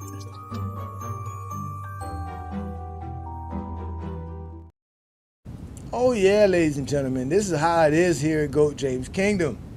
Y'all is as zesty as they get. Safe in the comments, enjoying your life. I get it. It's good to stay safe in the comments because, like I told you, all of this is recorded. All of this is recorded, so whatever you say will definitely get clipped if it's definitely funny enough to make it clip. That is what we do around here, man. Again, y'all don't want no trouble with A. Johnny. That's fine. That's fine, man. I see it, man. Stephen Fake Smith, there you go. Shout out to everybody who's a follower of us and a member of our GOAT James Kingdom group on Facebook. You guys know on Facebook we have over 115,000 members in our Facebook group. We just reached 8,000 subscribers right here on YouTube. We are growing big. We have over 7,000 followers on IG. We have over 4,500 followers on TikTok. We're going to continue to grow and do big things here in GOAT James Kingdom. So again, check out the GOAT James Kingdom membership and do what we do best. You said I need the smoke. The smoke is available to you. What you need is to get away from them damn Android phones. That's what you need. How am I lucky? I am lucky that you got an Android and not an iPhone. How am I the one who's lucky? I don't know. That's a real zesty comment by you, Lex. I don't know why you speaking in this manner over here, man. Let me find out what you Zesty Jeffrey's been talking about, man. You guys just don't understand. This is easy things for me right here, man. I got all the evidence I need to prove why LeBron James is the GOAT. Not only that, I got all the reasons to show you why Jordan is never the GOAT. He's never been the GOAT at all. Yeah, I know it's all fake news. Of course it won't work. It already worked. It already worked. Gilbert Arenas is not the only one that got access to editors from the 80s. He's not the only one. I got information on that as well, ladies and gentlemen. That's what we're here to do. We're here to have fun. So again, shout out to everybody who's watching us also as well on FYF Sports Debate. Shout out to Lamont, man. I saw you in the comments. Lamont, they don't want no troubles, Lamont. They scared to hit that link, Lamont. They're in the comments typing. Oh, and they're gonna, and you know, again, you guys know exactly how the Zesty Jeffreys do. They're gonna come together. They're gonna discuss what happened here on FYF Sports Debate and what happened with GOAT James Kingdom, and they're gonna be like, "Oh my God, we got to get rid of A. Johnny." And this is exactly how the Zesty Jeffrey Coalition got together after LeBron James checked Stephen A. Smith. All right, ladies and gentlemen, welcome into the 7,322nd emergency meeting of the LeBron James Haters Association. Guys, we got a problem. LeBron just hit 50K points. God, why can't he just retire already? I know, Jack, it's what keeps me up at night. We need some ideas to continue to push a narrative that we can discredit him with. Who's got ideas? Can't we just go back to making fun of his hairline? Damn it, Andrew, we've been down that well before. We know it's just gonna grow back. That thing is like a cat, it's got 9 lives. Some doctor in Turkey is so rich right now. Come on, people, think. Phil, you're great with these things. What do you got? Can't we just keep pushing the 4-6 narrative? 4-6 is always good, but people are starting to realize that he was only favored to win 3 out of 10 of the finals he was in, while Jordan was favored to win 6 out of all 6. People that are educated are starting to figure it out, but obviously that still works with dumb people. Aren't dumb people our bread and butter? Yes, of course, but there's more converts. I need something else. What about flopping? What about whining? Always good, always good. We'll continue to try and scrub the internet of videos of Michael Jordan flopping and whining as well. There are videos out there like that? Not if we can help it, for God's sakes. Wait, I've got it. Yes, please, give me something. We double down. What? Are you crazy? We will just be louder than the LeBron James supporters. We will be angrier. We will be meaner. And we will continue to push the narratives, even though they can be disproven. Yes, I love it. Patent it, put it together, ship it out, get it out on social media. And as always, let's continue to pray that he never wins another ring. This we ask in Jordan's name. Amen. Amen. Y'all in trouble. They definitely gonna win a championship. But I can't wait. That episode is going to be an episode to be seen. Let me bring up Khalil in the building. Shout out Khalil. Thank you for joining me here on a Friday night exposure with the Exposer. Peace and blessings, man. What do you have for me for today's program? As again, we're talking about Stephen A. Smith going full blown Zesty Jeffrey. Salute to you, bro. Can you hear me good? I can hear you perfectly. Go ahead, brother. Does Stephen A. Smith have a vote for like the MVP awards and stuff like that? Yeah, of course. Yes, indeed he does. What about Rob Parker? Maybe so. Maybe it goes to the media. I would think Rob Parker does have a vote in the NBA. I think he does. Chris Broussard, he another one, right? He's another one as well. Yes, he does. He definitely does. So when you look at these guys, now you fully understand, because Stephen A. Smith wasn't just talking for him. This is how the majority of these guys who idolize Jordan, this is how they think. So when you look at LeBron James, he's been in the NBA for 22 seasons. There is no way he should only have 4 MVPs or any other accolades that he didn't receive. Or 6 all defensive selections. He's had way much more all defensive selections as well. Yes. So these are the people that's voting for it. Now, Stephen A., because he was afraid of losing the argument to LeBron James, he fully exposed his reasons because LeBron simply just don't want to mess with him. I'm hearing that him and McAfee got a little inner beef going on. Everything LeBron did was strategic, going on that show and everything to that nature. So now we see why. This has nothing to do with them just not like it. Like, they have a deep-seated hate for him because simply he don't want to do business with them. That's all this is about, man. Like, for Stephen A. Smith, this is a guy who has the biggest microphone in the sports media saying that he would swing on this man, he don't like this man, and this dude has an MVP vote and an all-defensive team vote and an all-NBA vote. And he said, I've never liked him. Meaning, I've never liked him. So, I mean, this for years he's been saying this. For years he's been feeling this way. Exactly. Now, you do a lot of research just like Lamont and everybody else. Is it possible y'all can pull up how many times he voted and who he voted for, especially more so in LeBron James's prime? Those the stats I want to see now. I think they do tell us who votes, but not the actual person who votes. I don't think you get. I think there is a way to find that out, and that is a good thing to go look up. But I think they just recently started doing it. But just to show you the biases of the media and how much there's Zesty Jeffreys within the basketball media. In 1995, when Jordan played 17 games, he was 7th in MVP votes. He was top 10 and he only played 17 games. He had all NBA selection votes and he played 17 games in 1995.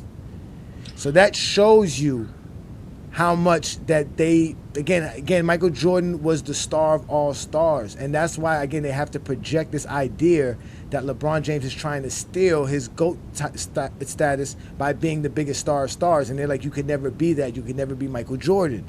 And it's all about them. It's there again. The gentleman just asked here in the comments.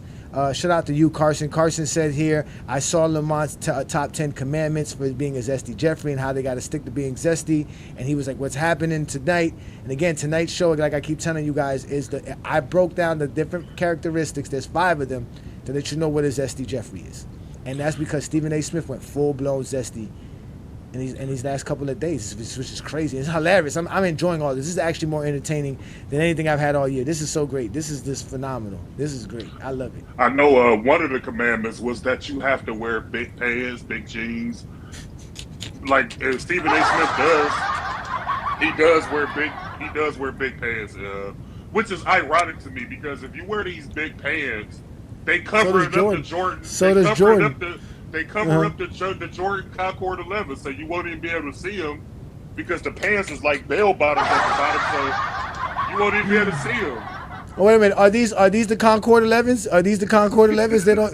They don't need to see them when they go to sleep at night. They got it on their bed at night.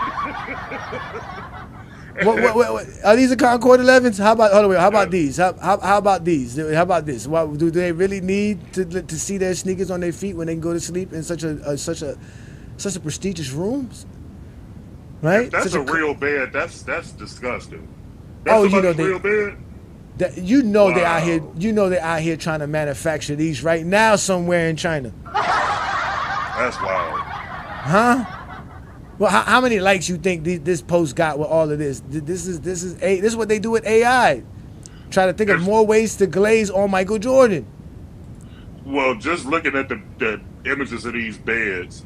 Ain't no woman gonna sleep in the same bed with a dude that got that, bro. He is going to sleep with Jordan on his mind all night.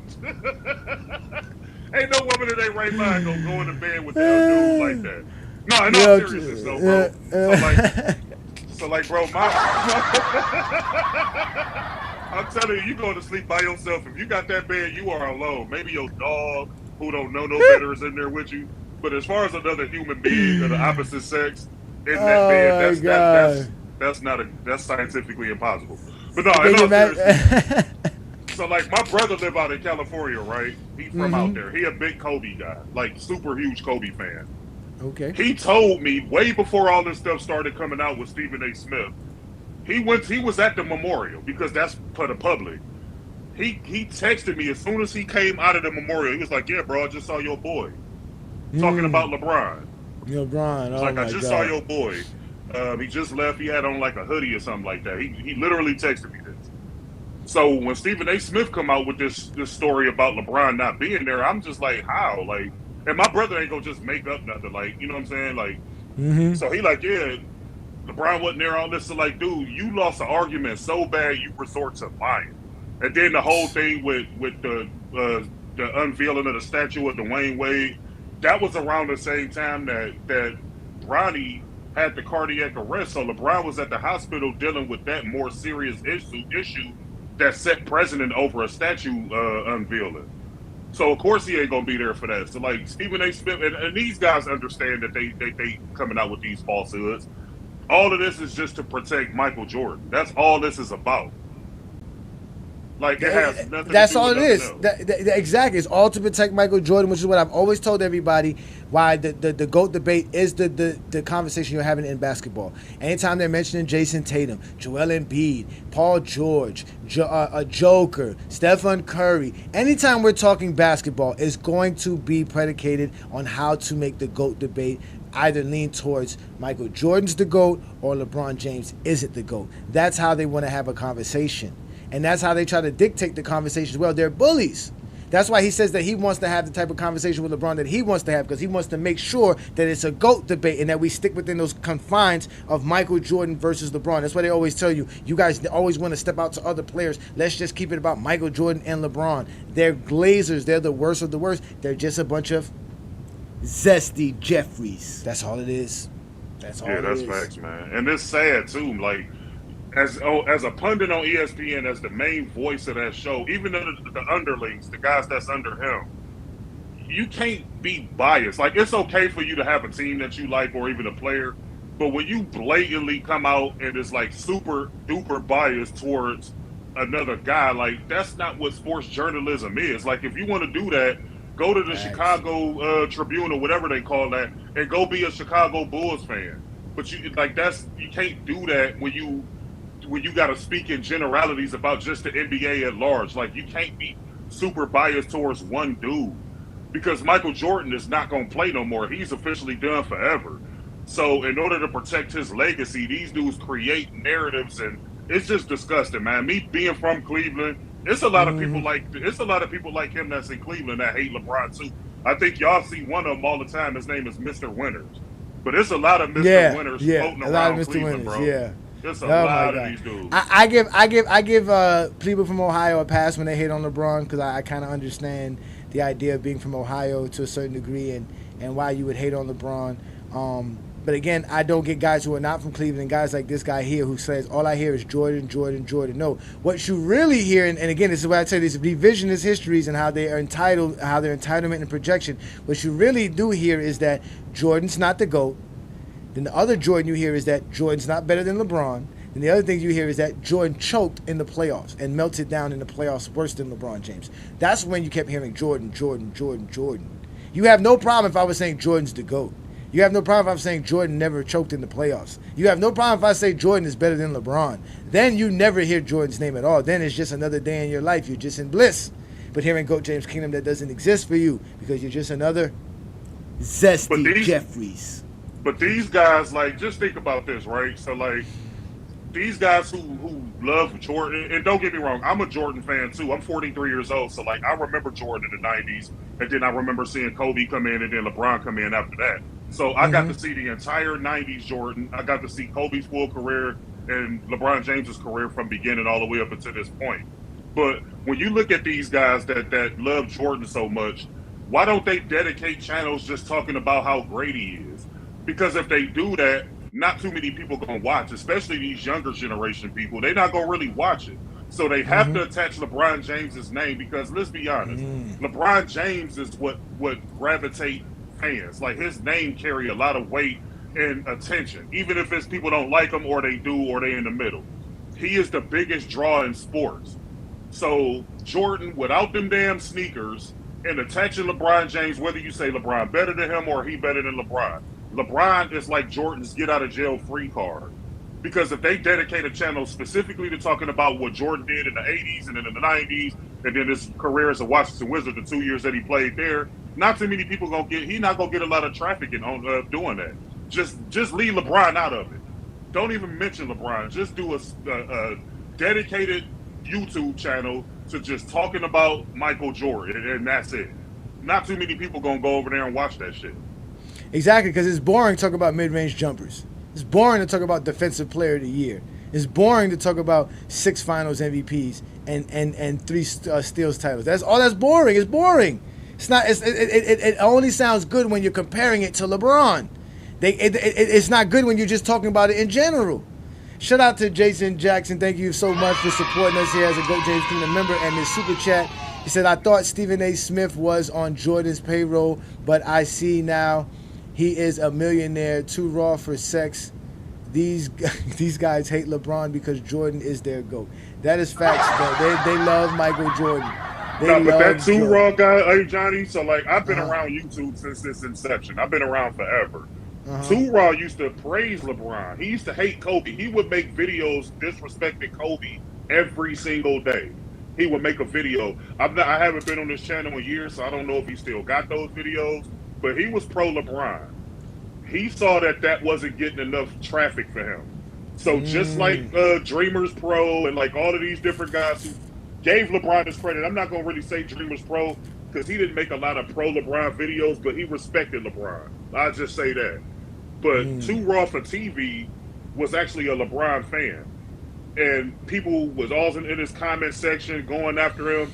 So he created a niche where he had to talk negatively on LeBron because that was what pumped up his view count.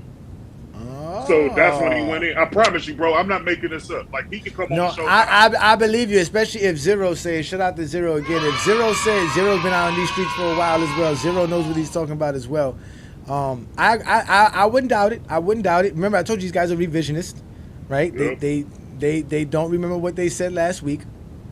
So just as an example, right, we got one here, right? He says LeBron James doesn't support black media. Again, they're so entitled and they live such in a small world, they never remember that LeBron James was on Richard Jefferson's and Channing Frye's podcast before he went on anybody else's podcast. And he supports, so like me being from here, right? Yeah. LeBron put a lot of black people in position to make money, real money, not like generational wealth money. You know what I'm saying? Like he said on the show when Pat McAfee told him that was one of his greatest things about him was the fact that he took care of his friends. LeBron extended that to the whole city of Akron and Cleveland. It's a lot of people that's eating off LeBron James now that got a lot of businesses because of LeBron James. LeBron James got the I Promise School, and not only do he have an I Promise School, but LeBron built up an entire apartment complex to where the people that attend that school can live in those apartments for free, and they filled up with black people. So when you get people like this person here that just run his damn mouth and don't know what the hell he's talking about, that's the problem. That's the real problem, and that's the reason why basketball is going in the direction that it's going in, because these guys don't have a clue. LeBron James ain't one of these dudes that go out there and try to show off that he's feeding the homeless and doing all that stuff. It's in his nature to do that, to look after people because of how he came up. He came up in the hood, in a messed up environment. I know exactly where LeBron James used to live. My sister lived out there. So I knew how this dude grew up. He grew up messed up. He is the epitome of the American success story, rags to riches. So people like this that talk about, they don't know what they're talking about. They No, they just don't. like Stephen A. Smith. They don't do the research. So this is why you get Stephen A. Smith coming out talking about LeBron wasn't at a memorial that he was at, because these guys don't know. They just don't like LeBron, so they just go with what they think sound right or how they feel.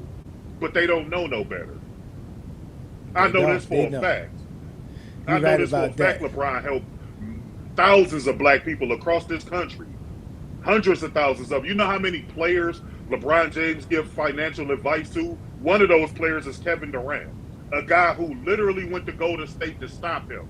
LeBron James didn't take that personal. He said it's all in the business. But here, I'm gonna help you with your businesses outside of the court. He do business with Draymond Green. That's a black podcast, right? Thank you. He does that. He does support a lot of black businesses and a lot of black folks. These people are crazy. He said black media. I just told you, you don't watch it. Again, you guys are just as zesty as they get, loving to argue and don't remember. I just told you, Richard Jefferson and Shannon Fry's a podcast he was on. So, Khalil, I appreciate you on here. I got my boy Anthony Wilson. I haven't seen my boy Anthony in a minute, so I'm going to let him speak. Thank you for supporting us here, Khalil. I'm going to let you go. All right, brother, I appreciate you, man. Let me bring up my boy here, man. I haven't seen you in a minute, man. Appreciate you, brother. Let me unmute you. Go ahead. There you go. What's good, Anthony, man? Hey, you listen, ladies and gentlemen. This man has been. I hope I can stay on long enough. Yeah, you can stay on. You know what I'm saying? So, I got you. I know you be having that connection because you live out in the rich world. You out in your own world doing big dog things, man. But shout out to you. Listen, Anthony has been a part of GOAT James Kingdom from day one. He was a part of the first ever GOAT James Kingdom show 3 years ago, ladies and gentlemen. So shout out to you, bro. It's always a blessing to have you on. You are also a moderator on our GOAT James Kingdom Facebook group as well, making sure Zesty Jeffreys act right and act accordingly. But you see me out here exposing their number one leader. What do you have to say for tonight's program, brother? oh man, you already know you speaking facts. I'm not I always enjoy your shows. That's always gonna be what it is. It's always love.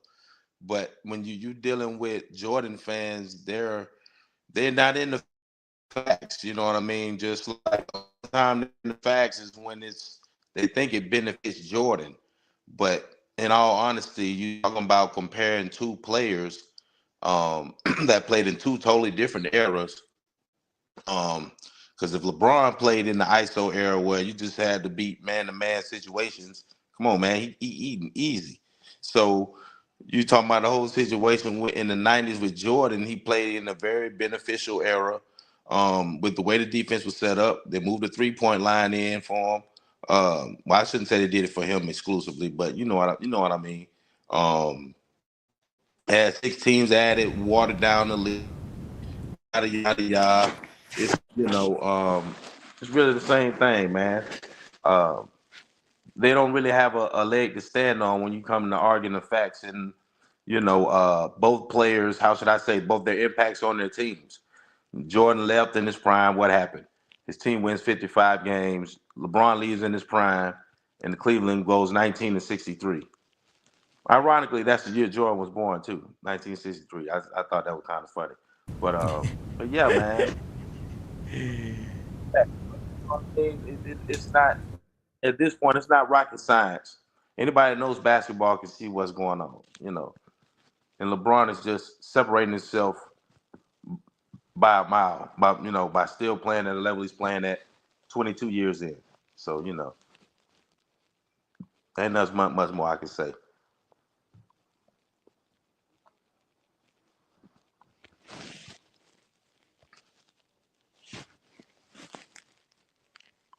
If you can hear me, I'm pretty sure you can hear me, but I can't hear you. It might be something. Hopefully it's not. No, my bad. I have myself muted. My bad. I have myself muted. Again, this is Anthony Wilson. He's one of our moderators on Facebook. If you ever see him on Facebook, he out here cooking Zesty Jeffreys left and right. And like I said, he's always been a supporter of what we do here in GOAT James Kingdom, a true basketball fan, a true historian of the game as well. As he always tells you, he goes back and brings facts about what was going on during the 1900s because we lived it. We actually lived it. We're old enough to remember those games and being around at that time. And then you get these guys here, right, who lie. He said again, what about the black media that didn't play basketball? You didn't ask that before. You asked him helping out the black media. I told you Richard Jefferson and Channing Frye. Now you want him to go outside of basketball. Well, who did he help outside of basketball that's non-black? Who? Steve Nash, basketball. J.J. Redick, basketball. Who did he help? McAfee's a sports guy. So what are you talking about? What are you talking about? Again, that's what you guys got to find any reason to hate on LeBron. And LeBron mentioned that when he talked about it in the what's it called? When he mentioned the whole idea that Stephen A. Smith just basically, like, again, Stephen A. Smith wants to have this beef with LeBron. He wants this. He wants this engagement. This is what he wants, man. These guys are as zesty as they get. He definitely wants it. But you know what's funny though, right? If you look at Stephen A. Smith early years, he was on LeBron jock, man. When him and Skip Bayless used to go at it, you got to look at that old footage. Like that'll be some good stuff you can bring up on him too. Because he was on LeBron's jock heavy. And then all of a sudden, he talks about one time where he said LeBron was the greatest 20-year-old he ever seen. He said Jordan pulled up on him in the car. All he seen was a long-ass finger do like this. So come here. He said, come on, Steve. Can at least win one? Can at least win one before you start saying, like, you know, put him in certain categories? But he said that LeBron was the greatest 20-year-old he ever seen. And from that point on, that's when he was really all on Jordan's job. To be honest. Especially when he got his own show and he broke away from Skip Bayless, that's when he was really all on Jordan.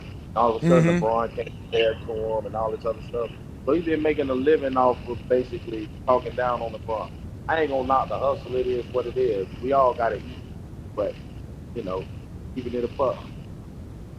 Yeah, exactly. And it's not about eat, because you can still talk about LeBron and still have Jordan as the GOAT, but they just zesty. They can't, because they in reality, in their hearts of hearts, they know LeBron's better than Jordan. They just can't say it. They can't come to terms with it. They don't know what to do about it. That's just the craziest part about it. Look at Wiley in the comments. Shout out to Wiley in the comments, always messing around.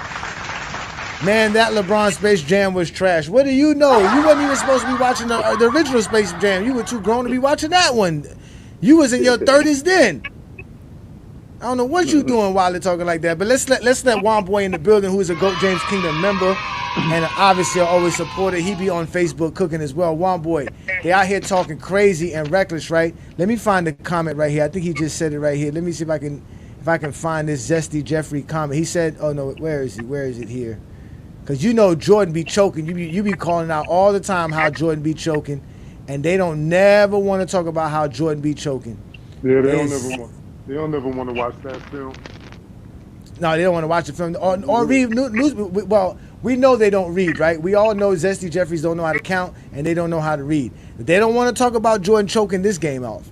They don't want to talk about that. They don't want to act the whole series. They don't want to talk about that. And he had to go ball because he had that nappy shit.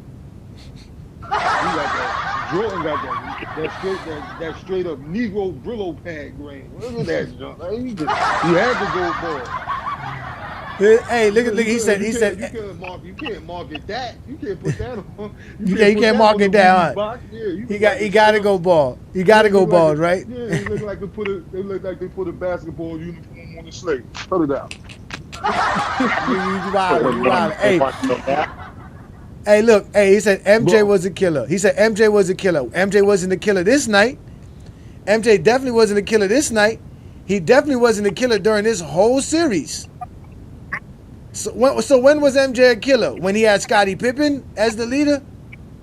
When he had Phil Jackson and he was in a watered down 90s? Tell him, Anthony. Listen, after the flagrant foul rule came into effect in '91, where you could no longer challenge Jordan, you couldn't blow on him without getting the foul called on you. That's just what it was. And if people don't believe me, all you got to do is look at his second three-peat and look at the number of free throws he was averaging and compare it to his field goal percentage. And you already know it. You watch the games. His last 3 years, he shot more jump shots than attack the rim than he did in his previous years because he was getting older and he was getting slower and he wasn't getting by players like that. So when refs seen him coming out one night or any night and he's cold, they put him at the free throw line. And I also confirmed this in the 98 playoffs against the New Jersey Nets. This is last year against the Nets. The man shot 23 free throws. Go watch the game. 23. There's plenty of other ones. I mean, even in his last game against the Utah Jazz, he shot like 15 free throws. You know what I'm saying? So, I mean, I can really, if I could really dissect and break it down and had all my notes and stuff, I can pull out a whole bunch of games. You know, even in their first repeat. Why you can't? All right. See, now, not to cut you off, being that you just mentioned the first three-peat, while you go get the notes for the other stuff, let's tell them about the 93 Eastern Conference Finals, right? You against the Knicks? Yep. 62 for 155. 62 for 155. Yeah. They're down 0-2. He goes out, shoots 3 for 18. Well, if you go to game 5 when they were in New York, because New York had home court advantage that year, if I'm not mistaken. Yeah, he got the crazy when he came out there, yeah, exactly. The dude, nobody's like John Starks would be just too close to him. John Starks was frustrated. Doc Rivers was frustrated. All of them. And then one time they called a foul. I remember they called a charge in favor of Jordan. Jordan was standing like Michael Jackson in the Billie Jean video on his tippy toes. They still called the charge for Jordan. He ain't got no position. Straight up. But it's him. Yeah, he ain't in position. They still gave him the foul. Like they gave him every call. And then it still came down towards the end of the game where the dude was getting fouled under the rim for the Knicks. They swatting at the ball like they trying to get it out Charles the gym. Smith. But ain't no fouls getting called. But you called all these ticky-tack petty fouls for Jordan throughout the game. And now some real contact going on for the Knicks, and they can't even get a call. And that's how the game ended. Yeah. So, yeah, I already know what you're saying with that particular game. It was blatantly obvious. Because it was one shot Jordan took. The ball bounced up on the rim, and it looked like it was going out. And when the ball bounced up, the ref thought he was going to miss it. They blew the whistle to put him at the line. And the ball fell in the rim. I'm like, look at this shit. Like, yeah, they be wilding, man. Yeah, we'll go back and see that game. You'll see it. They're upset right now. Like he said Jordan choked a couple of times, and it's irrelevant. That's hilarious that you say it's irrelevant. It's hilarious you say that's irrelevant. That's all you got is Michael Jordan supposedly not choking. See that's nasty. Because then it's like, why is it irrelevant when it's for Jordan? But then when it's for LeBron, it's like it's the ultimate nitpick. It's what knocks him out the GOAT convo to them. It's crazy. Yeah, that's why there's just. I'm gonna tell you one thing. It's one argument that a person can't. I'm sorry. Go ahead. No. Go ahead. No, I'm saying there's three of us here, so let's make sure we all speak. I got West Coast in the building. He's also another GOAT James Kingdom member. Again, this is the Friday Night Exposure with the Exposer. We out here having fun. Look at this. Y'all can't stop. None of us are LeBron fans. Look how we're talking freely about your boy Michael Jordan. We just telling you how he choked, how he's this, how he's that, and all you could do is sit there in the comments and comment. This is great. This is what I wanted to build. This is what GOAT James Kingdom is about. Now you Zesty Jeffreys are the outsiders looking in. And you ain't got nothing to stand on no more. It's hilarious, brother. But go ahead, Anthony. I'm listening, brother. Go ahead. Yeah, I'm listening. But I'm gonna say, like, if we making a X factor argument between LeBron and Jordan, it's plain and simple. If we're talking impact, how many playoff series have LeBron won without a Hall of Fame caliber player? He's gotten to the finals without an All NBA player, All Defensive player, All Star, Hall of Famer. Whatever you want, 6th man of the year. He's gotten to the finals without any of that, okay? There's only a handful of players that can say that they did that. And Hakeem Olajuwon can say he won a championship in that situation. And of course, it was during the 90s where you can get away with winning like that, to be honest. But getting back to what I was saying, you look at Jordan, he ain't win nothing without Pippen. And then when people say when he won his first series, Pippen only averaged like 7 points a game. But Pippen was still a stout defender, and he still got rebounds, and he still made plays, even as a rookie. So he didn't have to come in to score. And I will also say that LeBron never had the luxury of playing bad and his team stand a chance of winning. Michael Jordan in the 92 finals against the Portland Trailblazers was able to sit on the bench for most of the fourth quarter to watch his team come back from a double-digit deficit. Yeah, he came back in and got his points, but the offense designed for him to score, so it's gonna be like that. And of course, Jordan ain't no scrub, so we ain't out there saying he sucked. But at the same time, he had the luxury of playing bad and his team still being there for him. That was never the case for LeBron. If he wasn't playing good, his team it was nothing.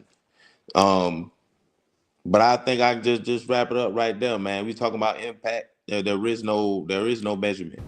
The Bulls won 55 games without Jordan, so that I just come on. There you go. GOAT conversation has been over. That ship sailed in 2011. No, Jordan's ship sailed in 1989. Why we keep glossing over the fact that Michael Jordan in 1989 completely choked, man? And that was after he choked in 1988. LeBron didn't choke back-to-back seasons. LeBron didn't even choke back-to-back games. LeBron had one bad game in 2011, and y'all making it seem like LeBron played bad. Jordan had 3 bad games back-to-back in a playoff series. 3 straight games in a row. Cost his team. He was up 2-1. They gonna say he wasn't in the finals. That's what they gonna say. It wasn't in. Well, the finals. you can't be in the finals when you're doing this. You can't be in the finals when you're doing this. Yeah, you can't be in the finals doing this. How you gonna make the finals when you can't even beat a team that don't even have a 20-point per game score? Right. Well, the Jordan fans losing before the finals is better. You know what I'm saying? No, that's how they operate. That losing in the earlier rounds is better than losing in the finals. Because how it feels, because how they feel, because of their pride, because how they feel. He said this entire show is a bad take. That is legit though the dumbest, most backward logic in sports is if you make it to the finals or the championship round in your sport and lose, that's somehow worse than either not making the playoffs or losing in the first or any other lesser round. That's just so stupid and backwards. It's nonsensical. It makes no sense. And real quick, hey Johnny, just to chime in to this whole Stephen A stuff. It was so stupid. Stephen A made the same mistake Dreamers Pro Sports made, where he lied on LeBron, saying he wasn't there for Kobe's service or whatever. Dreamers Pro Sport did the same thing. You would think 5 years later, 5 years later, they would have done their due diligence and they wouldn't have been able to mess up like that. That makes no sense. How are you so careless that you ran with that narrative and then you had to retract it? Because again, they don't do no research. They validate each other. That's how they do it. They don't do nothing. Like he said, meltdown on the biggest stage is glaring. The biggest stage was 1989 for Michael Jordan, Eastern Conference Finals. What did he do? He melted down. This is the biggest stage for Michael Jordan at this point in time in his career. Why is Michael Jordan only able to be the Jordan that y'all say he is when he gets to the finals? Why is he not that against Detroit in any 1980s NBA series? Because the 80s is where shit was really hard. 90s wasn't hard. Now, I'm glad you bring that up, bro. Because keep this, right?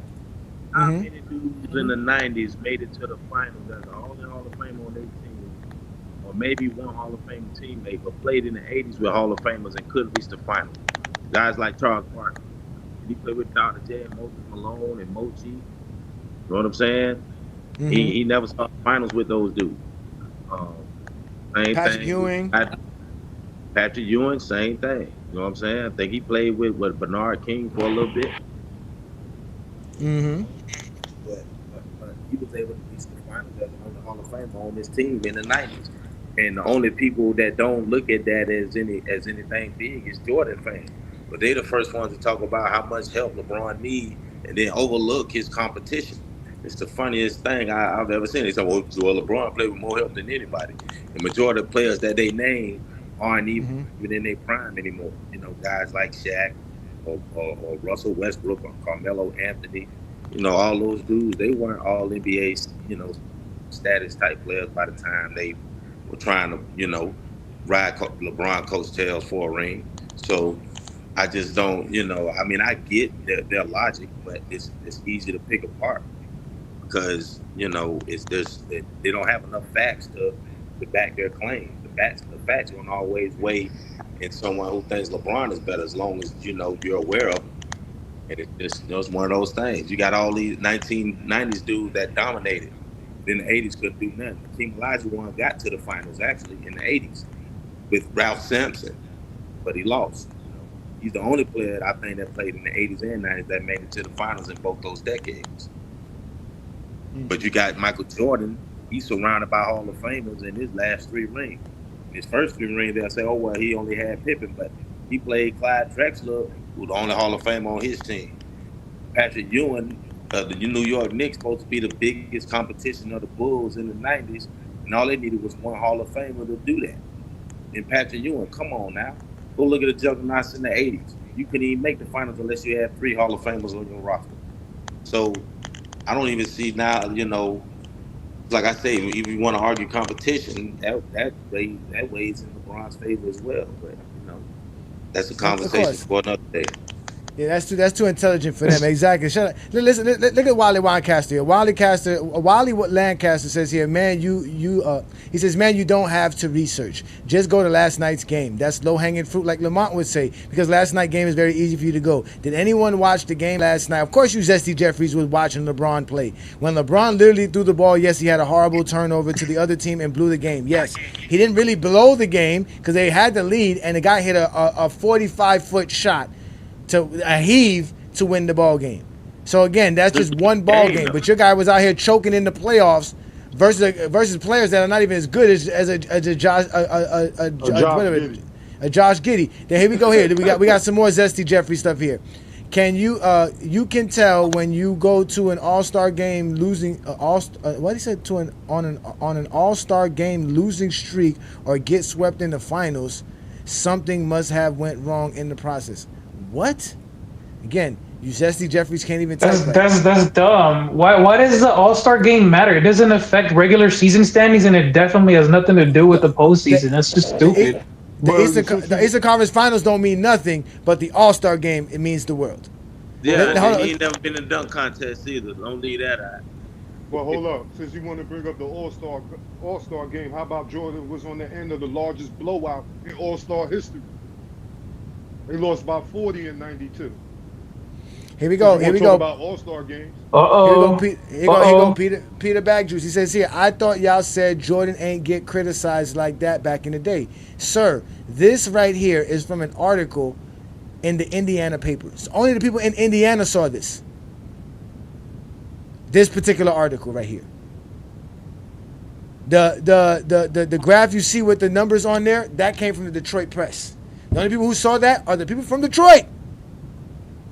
Yeah. Oh, just real quick, hey Johnny, on one of the points that one of the other brothers spoke on, so like not only the competition, but real quick, if Jordan never saw Game 7, that's proof in and of itself that he had the better team every time. You can't win 6 or less and not have the better team. That makes no sense. That means your team was really good. Yeah, but they're gonna tell you Jordan's team is better. That's what I'm saying. They're going to tell you Jordan's team is better than LeBron's team. That's what I'm saying. They're going to tell you Jordan's team was better than LeBron's team. That's what they're going to tell you. Let me finish up with Peter Bagjuice, and I'm going to drop some knowledge on what y'all talking about as well. Here you go, Peter. This is from a Texas paper. This is from, I think, Fort Worth, Texas. This right here is, these are articles. These are not nationally syndicated papers, articles talking here. That's not what you have here. This is not Stephen A. Smith, who's on national television being condescending like this, telling you everything about LeBron James' personal life, but nothing about LeBron James as a great basketball player. He doesn't do it. And whenever he was trying to talk about the game of basketball, he was always discrediting LeBron James, doubting LeBron James. Just like Anthony said here, if LeBron James' teams were always so much better than Jordan's team and better against his competition, he should have won. Why was Stephen A. Smith out here choosing everybody to beat LeBron James' team instead of LeBron James' team? So you got LeBron James, you got D-Wade, you've got Eric Spoelstra, who is now on a hot seat, because if they don't get out of the Eastern Conference Finals, don't tell me everybody's going to be looking at him. This is bad. This is very, very bad, because it's one thing to go out. It's another thing entirely to go out the way they look like they're going to go out. I don't know about anybody else, but I'm not picking them to win Thursday night. I'm not doing it. OKC collectively as a unit is a better team than the Miami Heat, and I suspect they'll take Miami out in 6 games. Obviously, I'm going with the San Antonio Spurs because I'm not going to switch my pick. I picked them to win this series in 7 games. It's a game 7, and I'm going to roll with that. This time, my Spurs will make the championship plays down the stretch that will win them their 5th ring. They won game 1, 3, 5, 7. I think the Miami Heat has got to think about LeBron James has too much responsibility to direct this basketball team. They need Totally Dwayne agree Wade. with you. Totally true. Chris Bosh needs to play better. Yeah. And do they have to add one more guy along the way that can help? Because if you're asking LeBron to do everything every night in every game, he's going to wear out. Michael Beasley. There you go. That's them showing you that they didn't believe in LeBron James' team. They didn't think LeBron James teams could beat the teams that y'all claim are not that good. We had Brandon Katz here tell us all of a sudden that the 98 Pacers would beat LeBron James' team and take LeBron James 7 games and all this other nonsense. But Stephen A. Smith, their own leader, will not choose LeBron James. The 2013 LeBron James Miami Heat, y'all, ladies and gentlemen. That's the 2013 Heat that they were doubting, saying needed more help. He legitimately said LeBron James needed more help. That you can laugh about it and say that, but that's the team that y'all claim was a super team. So back then, nobody was thinking that the Miami Heat was that good. That's why y'all are revisionists. That's why I broke down why you guys are as zesty as they get, because your leader was out here full-blown Zesty Jeffrey-like. The 5 characteristics of a Zesty Jeffrey was shown, and it continues to show in the comments. You guys are revisionists. You don't remember what happened 10 years ago, let alone what happened 30 years ago, and want to argue with me. Then want to validate each other and claim that y'all are right because all of you agreeing with one another. Y'all are all wrong together, just like people who believe the earth is flat. Sorry about that, Asante. You guys are the worst of the worst. You feel you're entitled. You really feel like we have to sit here and listen to you gossip and lie about Michael Jordan. We don't really care. Then you want to make it personal. Then you want to come at us and say we this and say that and talk about our families and talk about us and saying how we this and that. All kind of derogatory terms. All for the sake so that you can glaze on Michael Jordan, so that you could praise Michael Jordan, so that one day you could afford to buy his sneakers and hopefully one day put this in your bedroom. I mean, you guys are the worst of the worst. You mad at us because all we want to do is talk basketball and prove why LeBron James is great and celebrate LeBron James' greatness. But you guys won't allow us to do that. I don't know why. It's a pathetic lifestyle. I would never want to be a Zesty Jeffrey. It's the worst thing in the world to be. There's so many things in the world you can be. You can be anything. You can be a firefighter. You can be a police officer. You can be a doctor. You can be an actor. You could be the president of the United States of America, but instead you choose to be Zesty Jeffreys. I don't get them, Johnny. Like, I don't know about all of y'all or anybody else, but I think LeBron the GOAT, and you won't catch me on Scap Attack's Live channel, Dreamer Pro Sports, anybody who has, or Michael Jordan fans are the best. You won't catch me in their comment section. You won't catch me on their videos or their lives. That is weird. If I don't agree and if I have a different opinion than you, why would I go over there and feed what you're talking about? I disagree. I don't even have to engage with you. I don't get why they do that. I don't know why they do that. That's entitlement. Like here you go. You can't lie about 6 straight finals championships without losing. That's really speaks for itself. There you go again. You can't count. He didn't lose 6 in a row, sir. You don't even know. He didn't even lose 6 in a row. That shows you guys how much you're talking about. Your man couldn't make the finals. He was out here choking. He was out here choking versus a 6'2" point guard, cooking him. Michael Jordan put up 2 points the last 11 minutes of an Eastern Conference game, let alone the NBA Finals. You wouldn't even want to know what would have happened to him if he went to the Finals in 1989. Magic would have made work of him. Like he did it, yeah. Had to switch Pippen off on him. Anthony, I had muted you right quick, Anthony. I don't know if he's trying to talk because you was making ice. No, I'm good. I'm good. Oh, okay, all right. So again, stop lying, Wiley. Stop lying. Who is this guy talking and where did he play? There you go again. They gotta make it personal. He wants to know where you played at. Anthony, Anthony's son right now winning championships. He out here leading his son in basketball. What are you talking about? Well, middle school. So, where did I play? That's so funny. I mean, I did a little something in high school, but I was a dual sport athlete. I played football too. I don't know why folks want to get personal when you talking facts. Like I never attacked Michael Jordan personally. I ain't never had nothing negative to say about the man. You know, I can talk about his gambling and, you know, I get into all gematria and esoteric shit. So I don't go there. You know, this is a sports show. We talking sports. So I'm just going to stick to, you know, to the topic at hand and we talking facts. But for some reason, folks got a problem. You know, when you talk facts, man, you like a nerd with people. You know what I mean? But I know the game. I know the game and I know the history of it. So it is what it is. I'm gonna tell you though what's funny, Jordan. I saw a post today. These folks, they love talking about longevity stats, right? But they always bringing up his 5,000 turnovers, and I'm like, well, if anything, that's a longevity stat of all the longevity stats, because he only got them turnovers based on the amount of time he done played. It don't mean the turnover making. They try to put the edge over to Michael Jordan for that reason. I just be like laughing. I'm like, y'all trying to find any angle, but it don't really make no sense. Yeah, but Michael Jordan's 10 scoring titles is longevity. Michael Jordan don't get 10 scoring titles without 13 NBA seasons. Michael Jordan's 9 all-defensive selections are predicated on longevity. He doesn't get that without 13 NBA seasons. Facts. Everything that Michael Jordan did is predicated on the fact that he played 13 NBA seasons. We heard Stephen A. Smith say that. He talked about everything LeBron James took LeBron James 22 years. It didn't take LeBron James 22 years to do everything LeBron James accomplished. He's just playing 22 seasons. He's just playing more. He's just playing longer than Jordan. Jordan couldn't play longer than LeBron. The same way he couldn't make the finals as much as LeBron. Nope. Like you guys gotta understand that. Yeah, that and nobody cares. A winner. That's just how it goes. Yeah, and nobody cares about making the finals. But y'all, when y'all start talking about finals losses, you guys make the conversation about making the finals. Because contrary to your belief, LeBron James losing in 2011 was better than this 1989 loss Michael Jordan had going on right here. Facts.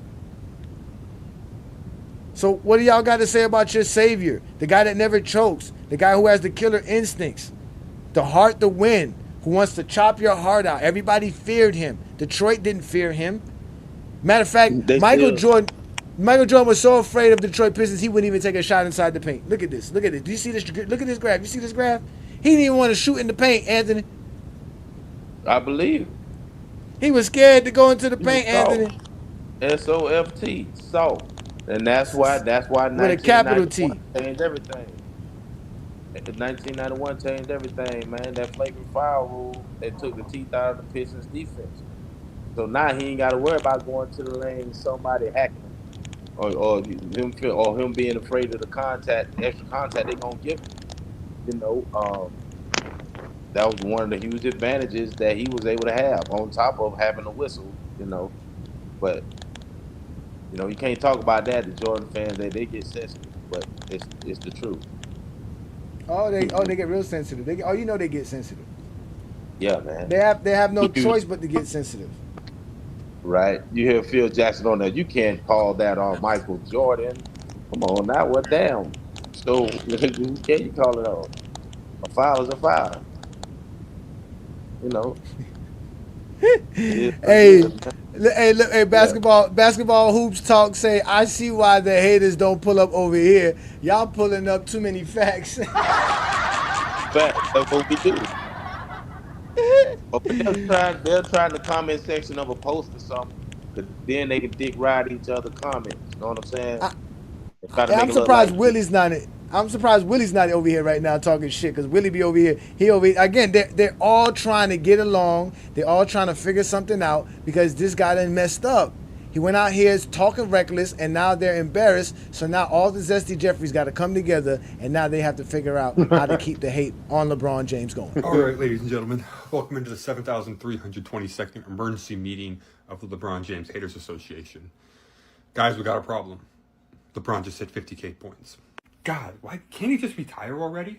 I know, Jack, it's what keeps me up at night. We need some ideas to continue to push a narrative that we can discredit him with. Who's got ideas? Can't we just go back to making fun of his hairline? Damn it, Andrew, we've been down that well before. We know it's just going to grow back. That thing is like a cat, it's got 9 lives. Some doctor in Turkey is so rich right now. Come on, people, think. Phil, you're great with these things. What do you got? Can't we just keep pushing the 4 and 6 narrative? 4 and 6 is always good, but people are starting to realize that he was only favored to win 3 out of 10 of the finals he was in, while Jordan was favored to win 6 out of all 6. People that are educated are starting to figure it out, but obviously that still works with dumb people. Aren't dumb people our bread and butter? Yes, of course, but there's more converts. I need something else. What about flopping? What about whining? Always good, always good. We'll continue to try and scrub the internets of videos of Michael Jordan flopping and whining as well. There are videos out there like that? Not if we can help it, for God's sakes. Wait, I've got it. Yes, please, give me something. We doubled down. What? Are you crazy? We will just be louder than the LeBron James supporters. We will be angrier. We will be meaner. And we will continue to push the narratives, even though they can be disproven. Yes, I love it. Patent it, put it together, ship it out, get it out on social media. And as always, let's continue to pray that he never wins another ring. This we ask in Jordan's name. Amen. Indeed. They have to do this. And again, look, we got Mr. Big Guy. He's been commenting all shows. Safe in the comment. I put the link up multiple times. He refuses to hit the link because they know all of this is recorded. They know what happens when they step up on GOAT James Kingdom on a Friday night exposure with the exposer. So this is all cringe. Was it cringe when y'all was out here circulating pictures of LeBron in a maid dress? Was it cringe when y'all was out here circulating LeBron James and P. Diddy in bed together? Was that cringe then? Huh? It's always cringe. This is how they like to project. Again, remember I told you they have a sense of entitlement. Peter Bagjuice is in his bag today. Right? Why are LeBron fans so cheesy, man? Straight ducks. Like I said, they got to make it personal. They got to do it. And they need other ones to validate themselves. They can't keep it basketball. You know what I'm saying? All you gotta do is keep it basketball with them. They gotta make it personal because they can't win the basketball argument. they can't talk. They don't have no basketball information. They don't have no info. They have nothing. They have nothing to speak on. But nothing we at can all. get them arguing points. They'll still lose. Yes, the turnover last night was bad. LeBron James still had 12 assists last night. The Lakers lost because they went 1 of 9 from the free throw in the fourth quarter. If they would be making their open shots like they're going to start making soon enough because they're seeing that they're there, it's fine. It was a great victory for Chicago, and it was a great night for y'all. Y'all needed something. Stephen A. Smith had y'all embarrassed, man. He had y'all looking ridiculous out here. Michael Jordan was out here lying about Stephen A. Smith was out here lying about Michael Jordan, saying silly stuff like this. By the things that I said, I have never, ever gone after somebody's family, and I would never do that. And he is creating this narrative because he can't accept the fact that I won't kiss the ring and acknowledge him as the greatest ever. Why? Because he is not. He had to learn to win. His heart got snatched right out of his chest in an NBA Finals series against the Dallas Mavericks in 2011 when he went 4 straight fourth quarters. He averaged 2.2 points per quarter. 2 of those games, he didn't even score a point. 1 of those games, he didn't even attempt a field goal in the fourth quarter. That's a go? Maybe it is to somebody else. It's not to me. I stand by what I said. I appreciate him. I hope the Lakers win. I'd rather be in LA than someplace else come June. I'm not rooting against him, and I'm not rooting against him. But it is what it is. We stand where we stand. You do what you do, I do what I do. But when you come into this lane, my brother, it's the equivalent of me stepping on a basketball court, going up against you, asking you not to shoot a jump shot or whatever. This is my lane, bro. And anytime you want to get down, we can get down. I have no problem debating him. I have no problem showing up in front of an audience. I'll show up on his damn show. It doesn't matter. I have a right to believe that Michael Jordan is the greatest ever and LeBron James is number 2. I have the right to feel that way without him feeling like I called him everything but a child of God and then accusing me and my reputation and my character of going after somebody else's family. I don't do that. That's what Zesty Jeffreys actually do. They do that. They just don't remember because they got revisionist history. They don't remember. Bag juice, you in your bag today. Don't know why. LeBron James won a championship without an all-star, all-NBA, or all-defensive player on their roster. Go get one like Michael Jordan doing that. In fact, Michael Jordan never won an NBA title without 3 top 10 pick teammates on his rosters. At least 3 on his roster. Those are facts, ladies and gentlemen. You guys are all upset in the comments. I don't know why. It's not my fault. It is not my fault you guys cannot talk the game of basketball correctly. It's not my fault these articles exist and the basketball gods have bestowed it upon me to bring it to you.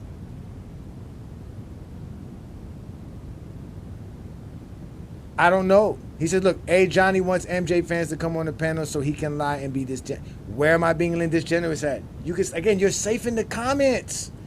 I don't need you guys to do a show. I have fans. I have followers. Stephen A. Smith can't be cooking because if he says LeBron can't be the GOAT, then why he's got Jordan as the GOAT when Jordan was doing this? He's talking about the fourth quarter. It says right here clearly, Michael Jordan, it says here, it was foolhardily enough to envision the Bulls getting Jordan any less than 15 shots he took in game 4.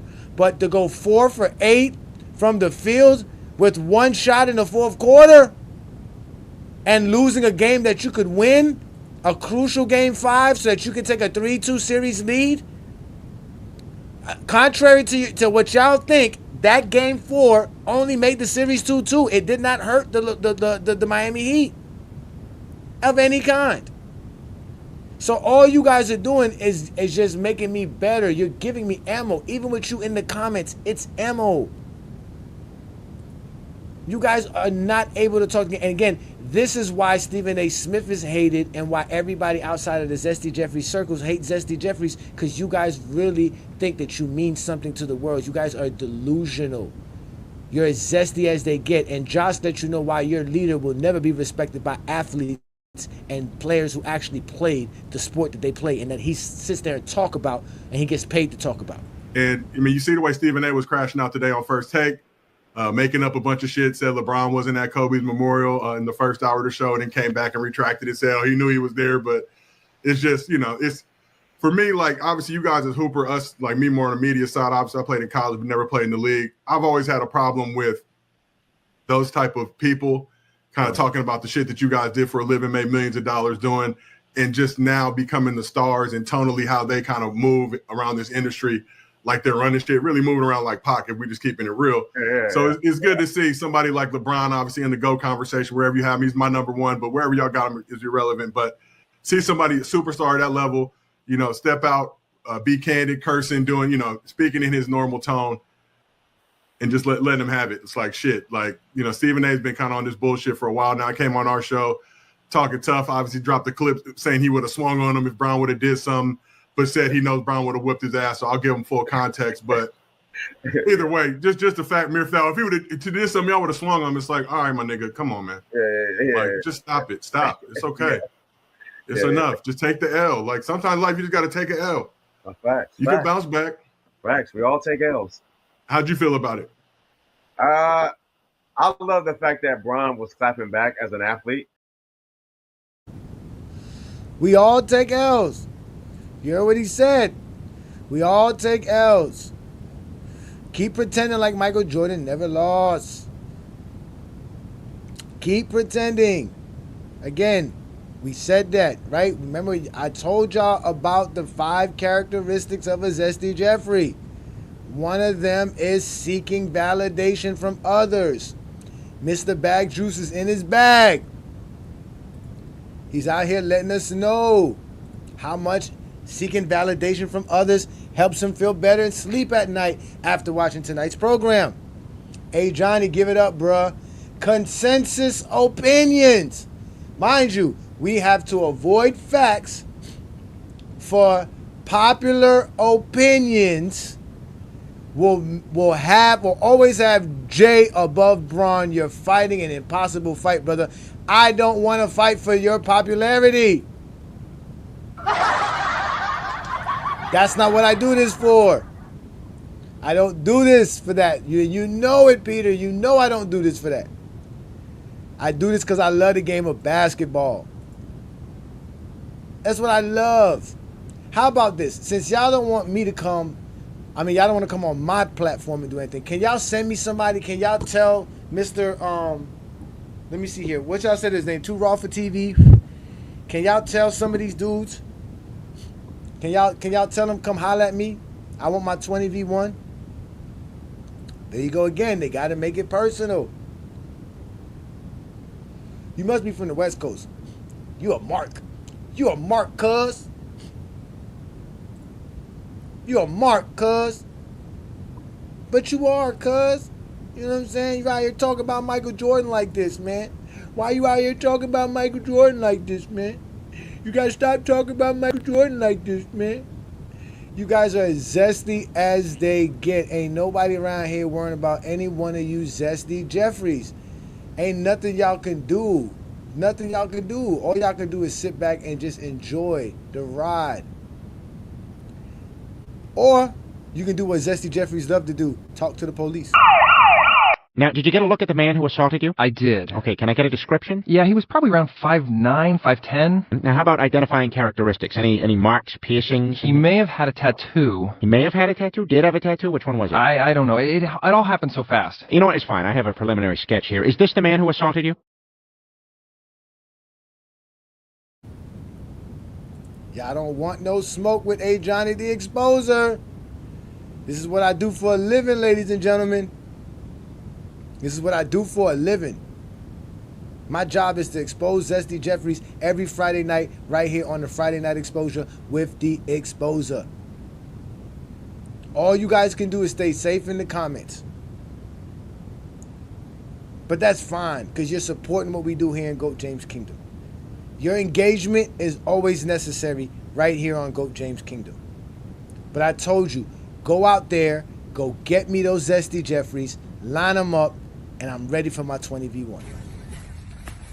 Say, bro. Who that is I'm the type of nigga stand on business, nigga. One man arm against 50, nigga. Vanny, bring me everyone. What do you mean everyone?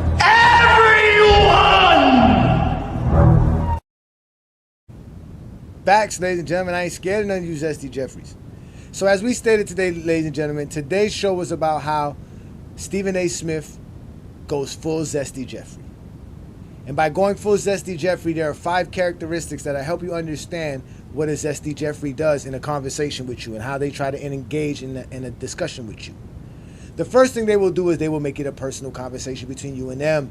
They will establish dominance early in the conversation to let you know who is the boss.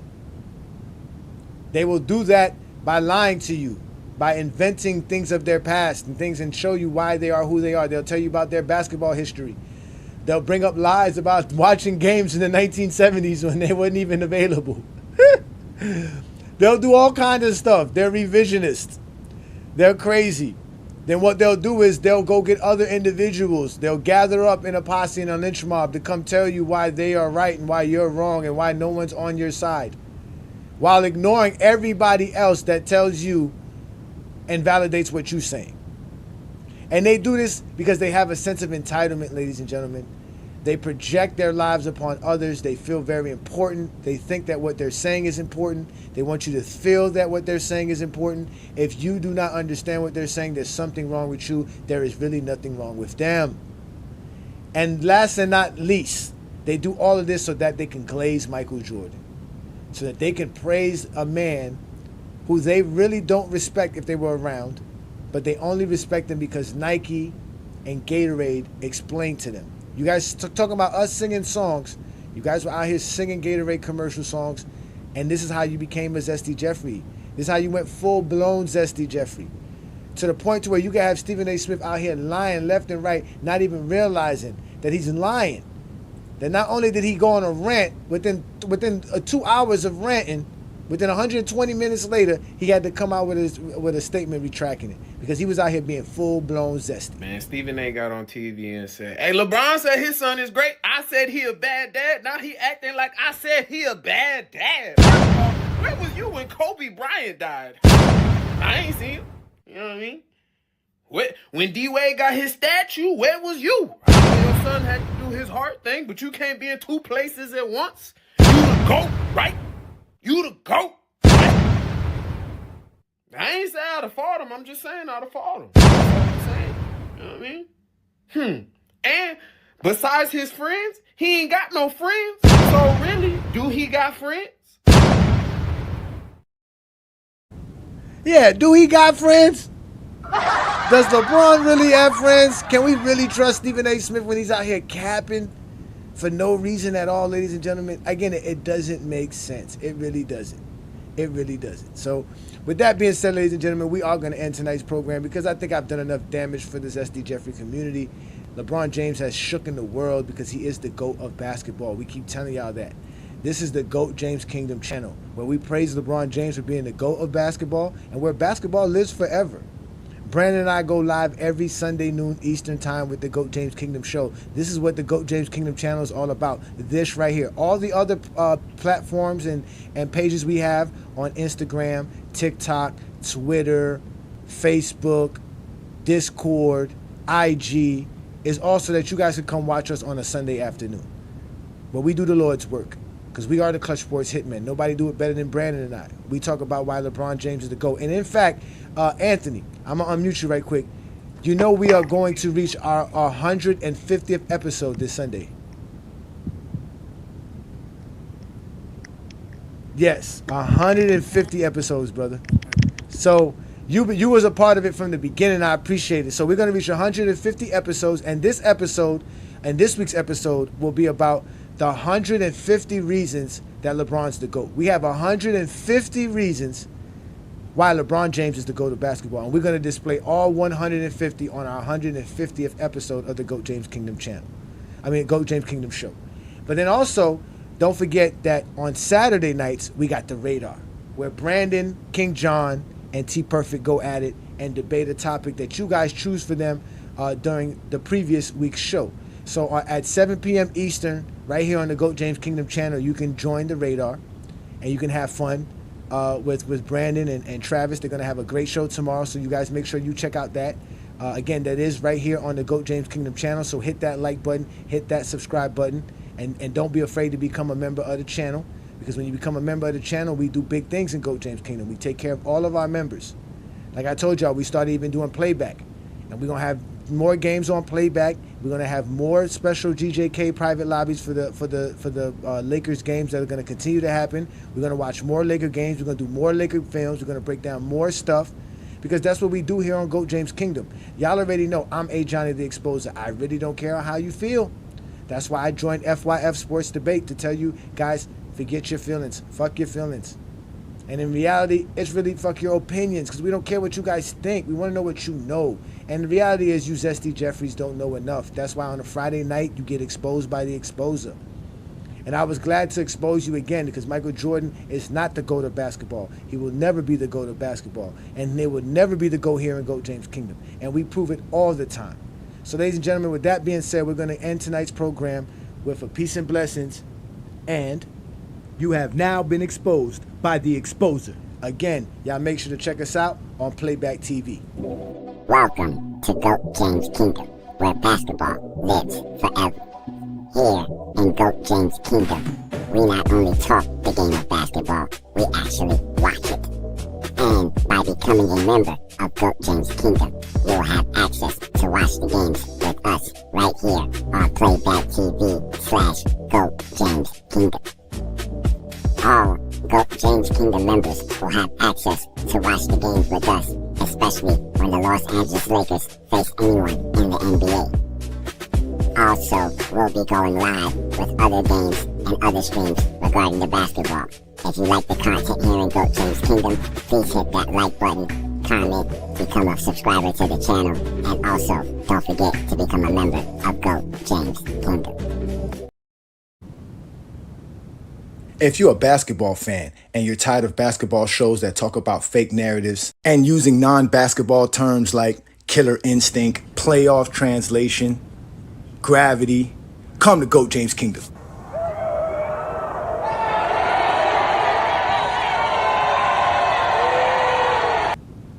Welcome to GOAT James Kingdom, where basketball lives forever. You get to enjoy BB and A Johnny talk basketball every Sunday noon Eastern time right here on the GOAT James Kingdom channel. Support by subscribing and also check out the membership at GOAT James Kingdom.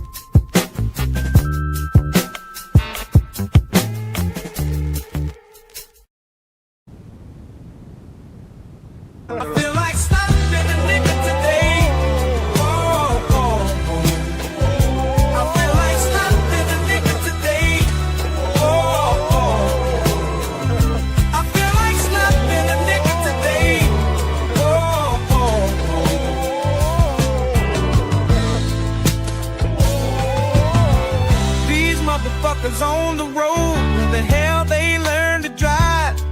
Jive turkeys at my job, about to get a cool cold meal.